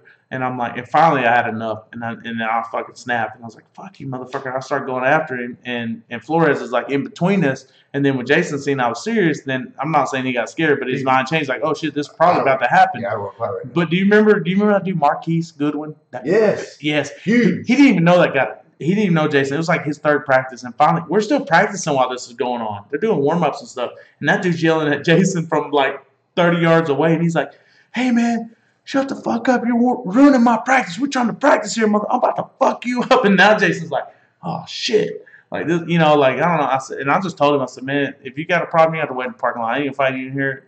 You go to the parking lot, you know, whatever. Anyway, so nothing ever come of it. But then later, I thought about it, and I was like, it was just weird to me how they showed up right after that. It was a setup. It was a setup from the start. But I don't think Jay plays no more though. He played last year. He shouldn't. No, a lot of us shouldn't. I mean, here's my deal. If you don't got 4 or 5 days a week to commit to working out, I don't care if you're 21 or 41. If you don't have time to commit to working out, you should not be playing football. Don't get me wrong. There's a few guys that are show up and play guys. Even, I mean, obviously, if you're 19, 20, 21, 20. I mean, when I was 24 was my first semi-pro game. First year I played semi-pro, and we would go out and drink and party and then show up to the game and play fine. But what Country say? Something stupid. I'm at Bubba's grabbing beer. Love you fuckers. I hear about that. No, remember we stopped the mushroom story. The Country. Sorry about that. So we go to the Frio River. We got Joe T. We got some good friends with us. Jason, Superman Punch Joe T. Yeah, Jessica Cole Randall was with us. Rest in peace. Dang. Kate. I'm trying to remember who all was there. Felicia. Anyway. Bye, Felicia. I had a bunch of people with us, and it was a good time. I had a bunch of mushrooms to take, and Country's drinking beer the whole way there. I'm driving. I'm not drinking. I'll be good, I promise. Oh, he's already hammered. By the time we get there, he's already hammered. This is like 19-year-old Country. I remember, unfortunately. And so we're all eating mushrooms to get there. We're eating, 2-3 grams, whatever. We're getting blasted off. Well, Country literally eats a fucking piece of mushroom, dude. That's like the size. A booger. Dude, it's this big. And a mushroom booger. I should have listened because Joe T goes, don't give him that fucking mushroom. I give him that mushroom anyway. Joe T's always been wise beyond his years. Yeah. Well, anyway, I give him that mushroom, and the whole time, anyway, Joe T ends up sitting on a bench on the bluff. We had our cabin was on a bluff looking down over the river. So Joe T just literally perched up there and didn't move. I start thinking that I'm fucking one with nature. I'm running through woods and shit, up and down rocks, jumping off of rocks, all kinds of shit. Joe T ends up coming down with us. Country's walking down with us. I take off sprinting. Just wanted to sprint. I just take off sprinting down this fucking hill. And I'm just running, I've been to the Frio quite a few times, and the way I'm sprinting, it goes down 2 ways. As you sprint down this one road, it splits. And to the right is a continuous road down the edge of the bank. And then to the left, it goes up to like a stage area. And the stage area does go up, and then it has a down ramp, but the down ramp has 2 poles with a chain going across. Wait, where were y'all at? It sounds Frio. like I've been to this strip Neil's club Lodges. before. Neil's Lodges. Neil's Lodges in Frio. So it's like outside. And so I trucked down this way, and Joseph was the one that told me this story. Joe T was like, Country's like, I just want to run with Kyle. He's like, fucking go for it. So Country goes trucking. Well, I just want to run with the bulls. Yeah, I go running right because I know that chain's right there. Country doesn't. He goes left, dude. He fully on Mollywop. What Country's 350? I mean, anywhere between 290 and 380. Yeah, fluctuates up 100 pounds. Yeah, but depends on what he ate for breakfast. But he trucks through. Dude, he fucking shinners this. I mean, it's rough. Full blast. Didn't see it. Front flip or facial. I didn't really just see much of the smack because it's dark. But I saw the aftermath. It's to his bone. It's shipped to his bone. You know, shoot the doctor. And then you want to get in the river the next day. Don't do it. He goes, should I go to the doctor? I'm like, no, you're good. I looked at Joe T. I was like, you need stitches and some super glue. Anyway, he ends up tripping out on this little piece of mushroom. Like almost, after that? Oh, he starts wigging, dude. Starts like crying, like fucking. Oh, where's Joe T? I didn't find Joe T. Joe T's right fucking here. And and everybody else is tripping on mushrooms, and we're eating a lot more than he is. So we're like, don't kill the vibe. I am just smacking the fuck out of him, and he just snaps at him and goes, "You look like a bitch." And he was cool after that. Oh my god, dude! Guys, that's the Country's line, right? Guys like that shit. So the time that me and Country got in a fight, which it wasn't a fight, I basically pushed Country down and punched him, and he was laying there not defending himself, and then we left. He literally, okay, so back to the story. My buddy Zach Jones came down. That's when Peanut and Joe T had the house over there by Midland College. That's where all the drillers after parties were the first year. So we're over there, and it's like 3:30 in the morning. It's already too late. Well, him, Country, my buddy Zach, and Preston, the Country's buddy. Bank robber? Yeah, the armored car robber. The drillers did have. They were walking around with a bottle of vodka, just passing around between the three of them, getting shit faced. And I'm worried about Zach getting in a fight with them at the time because he didn't know him that good. Anyway, so we had our girls there. Everybody was there. And all of a sudden, I think Preston left, but I didn't see Zach and Country for like 30 minutes. So I'm like, I go see what's going on, babe. So I go in the backyard, and Zach and Country are just out there bullshitting. And so I walk over there, and I'm just kind of standing there just trying to pick up on it to see if they're talking shit or if they're just drunk talking. And all Zach was doing was telling Lee County Lightning football stories.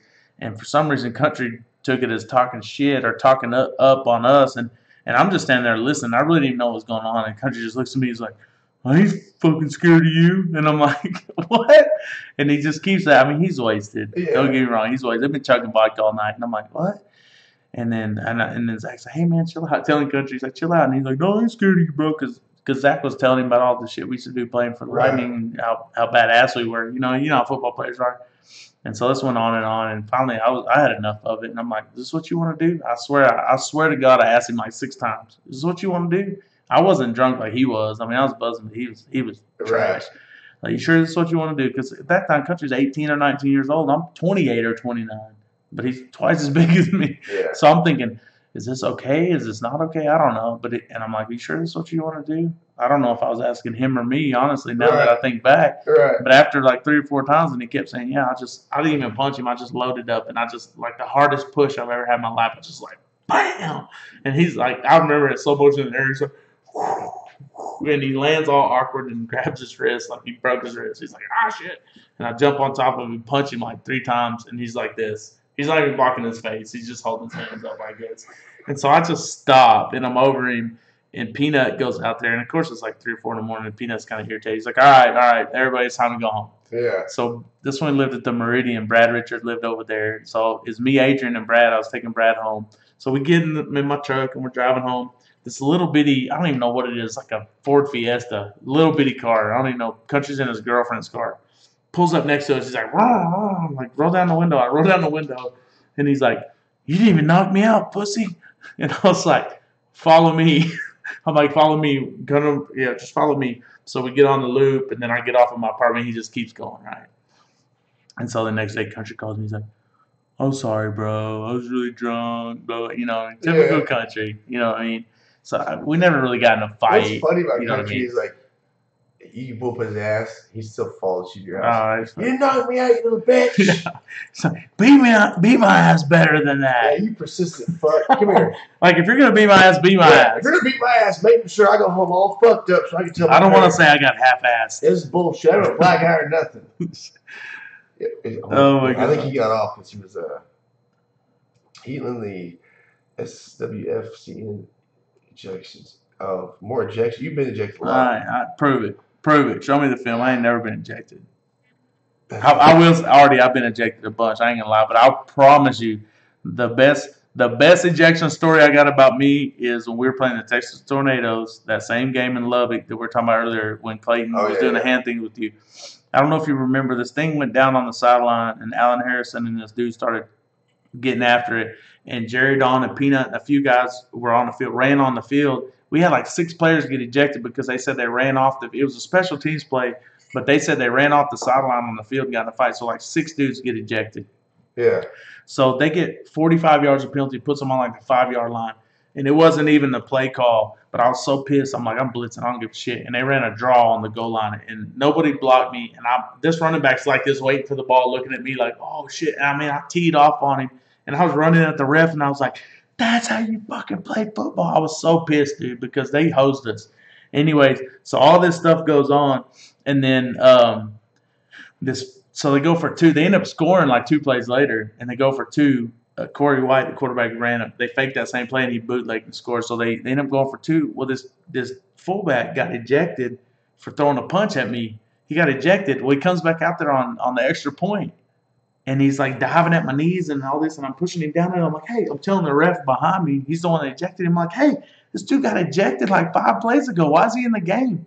And he's like, yeah, I did eject him. And he went to the white hat. Do you remember the little short, stocky Mexican from Lubbock that hated me? Yes. He went to him, and he's like, hey, he got ejected. He's like, no, I told him I could come back. And whatever happened, they tried to throw a penalty on me and eject me because I was like pushing him down. I'm like, yeah, you're supposed to be in the game. And so the white hats and then trying to eject me. And I was like, I ain't fucking going out. you can either go home or call the game. I ain't going nowhere because that dude shouldn't have been game. He's like, I looked right at his face. I was like, I ain't going out. You ain't ejecting me. I'm not going out the game. And he just looked at me for a minute and he was like, fuck. Yeah, and he just started calling the game again. That's hilarious. I was like, I ain't going out. So you make up your mind. So I pretty much told the ref, I was like, I ain't going out. You ain't ejecting me. Semi-pro football should be filmed in detail where you can hear the dumb shit that happens. That's funny. Yeah, he's talking about the old school when I played for Lee County. I did get ejected quite a lot. I remember we played in Levelland against, I don't remember who we played. That's when Brett Clay tore his ACL. Anyways, as soon as I seen Sam, that same referee crew, they walked out of the building because I didn't know the refs were until they showed up. He came out there. I was like, I turned to the other captains who were waiting. I was like, I'm going to get ejected this game. That dude hated me. I'm telling you, like, he hated me. He would say, anybody throws a punch, they're ejected. The other team would throw 17 punches, and you'd swing back at the dude, and you're like, out of here. I'm like, you just said. I mean, he's just, he was bad, dude. That's what sucked about semi-pro. The refs were just terrible. Yeah, it's pretty bad. We, honestly, here's the thing I can say about the Midland refs. We had pretty good refs here, but the problem was, the teams, every time a team from Dallas came to play us here, they were like, oh my God, y'all's refs are so shitty, blah, blah, blah. It's because they called all the shit they let y'all get away with in Dallas. We were used to it, and they called a tighter game for us because they felt like we should know better. Right. But all the teams from Dallas that came down here and played, like, oh, y'all's refs are so horrible. And like, no, they call it by the books. Those refs know y'all, and they're like, buddy. And like, hey, we call it how we see it. Well, our refs were strict, and I give them props. They were good. I'll never bash. I did bash them during the games because a lot of times they held us to a higher standard than our opponents because we're beating our ass. Now, to me, the score don't matter. You ref the game like you ref the game. That Viper game, remember the head ref was like the uncle of like the running backs or something. It was insane. And we still pulled that one out. It was crazy. They got the fuck out of there. Is that when Craig got knocked out? Yes, that was the one where we kicked what's his name, kicked the field goal for 51 yards in the mud in the rain to win the game. And we had gun casings on that field. It was in Oak Cliff. We walked the field. There was gun casings before the field. And then when we won, Flores was like, "Get the fuck in your cars, get the fuck out of here." That's where Skeezy knocked that dude out. Remember you're talking about Dallas Diesel. Is that what it was? Diesel. In Oak Cliff. Yeah. Dallas Diesel. They're the same color as the Vipers. No, it's Dallas Diesel game. Before the game, they were talking so much shit because they looked at us and like these dudes ain't gonna be shit. Oh, dude, it looked like we're playing an NFL team. I was a little intimidated. And I know some of our guys were because they ain't never played semi-pro. We played with them, though. But here's what cracked me up the most. Earlier in the game, Hernandez made a field goal right down the middle, and they called it no good. Yeah. It landed in the trees right in the middle, and I'm like, what the hell? And so it played in our favor because remember the last drive of the game, they kept rotating in Scooter and Ralph, and they were just giving them dives up the middle. We're trying to eat up the clock. We had no timeouts. Both of them busted one for like 20 or 30. So we get down there. Like a fourth down, a third, like 11 or some shit. Yes. So we get down there, and we didn't even have a timeout. So we run the field goal team out there. They snap it. The buzzer goes off before Eric even kicks it down the middle. It still made it, but it was further wide than the other one. Yeah. And then it was good, and those dudes were like, oh, shit, we just lost this game. And it cost them the season. They were a more athletic, better team than us. Yes. What that made them do is play the Warriors in the semifinals. We ended up playing the Falcons, and the whole season their owner was like, after that, oh, we got hosed. We should have played the, blah, blah, blah. We should have played the, no, you lost to us, motherfucker, at your home house, at the Dallas School of the Blind, wherever the hell we played y'all. That's when Peanut almost drowned in that puddle. We had to leave. I remember going in the back of my truck, everybody's all excited, and like Flores, go get the fucking car, get the fuck out of here. Get the fuck out of here. But I don't know if it wasn't. It was the same year. It wasn't that game, but when we played the Warriors in the championship in Oak Cliff, the same year we played pretty close to there at a better field. But I had John Warner with me and Adrian, and we go to a gas station because she needs to go to the bathroom, and the door won't even shut on the bathroom. They got an armed guard outside the gas station. I'm literally standing outside the bathroom door. So no one will go in there, and the dude tries to go right by me, and I'm like, no, dude, somebody's in there. You know what I mean? I'm like, holy, where the fuck are we? That's when Big Marcus Cannon showed up to our game because he was still at TCU, Tiny's cousin. I remember asking, he plays for the Patriots. He's like an all-star. He's a beast, dude. I remember he walked up to one of our practices one time. We were practicing at Memorial down at the other end. I asked him to play football. And I told I told Cobos, because we were down there. I was playing, but I was coaching, and I told Kobos, because he was full of shit. And I was like, Kobos, go see who that big dude is before he leaves. See if he wants to play. He was on his Christmas break. You probably went down there, but I was like, I'm about to play the fellas. Yeah, I'm about to get drafted. Came back. He's like, no, he's not interested, man. Yeah, I remember. I didn't know because I mean, the oil field, people like that just show up out of the blue. Fucks. Yeah, I remember leaving Oak Cliff and I had a whole car full of black dudes, and almost running out of gas. And Matt called it. It was the DFW Express. That's what but do you remember that they had like 2 white dudes on their team. One was a defensive end. He got the NPFL defensive player of the year. He was a beast. Yeah. That's when right before half. Remember, somebody didn't show up that game. It must have been. It was either Rich or Justin. It was Rich because Justin Brown played the other corner because he made a pick that game. So Curtis freaking Morrow played. And in the last play of the first half, we're like, just play deep, play off, play cover 4. And Curtis played up on the dude, got smoked for a touchdown. They're like tied up at halftime. Jeez. Well, fuck, dude. I'm about to pee again. So we've been 2 hours and 30 minutes in. I said we wrap this bitch up. It's 10:30. 10:30. What you gonna do? Yeah. Well, all right, guys. It's been a good one. I appreciate y'all listening. We're out of here. We're fucking out. Fuck this. Peace. Yeah, before you end up getting too deep in this whiskey, I've already had more than I'm used to, so I'm gonna go home and drink some more. I'm gonna pee before I'm about to pee my pants. I'm dead serious. So, all right, we're out of here. Peace. See, we weren't supposed to talk about that much football, but we still did. That's all right.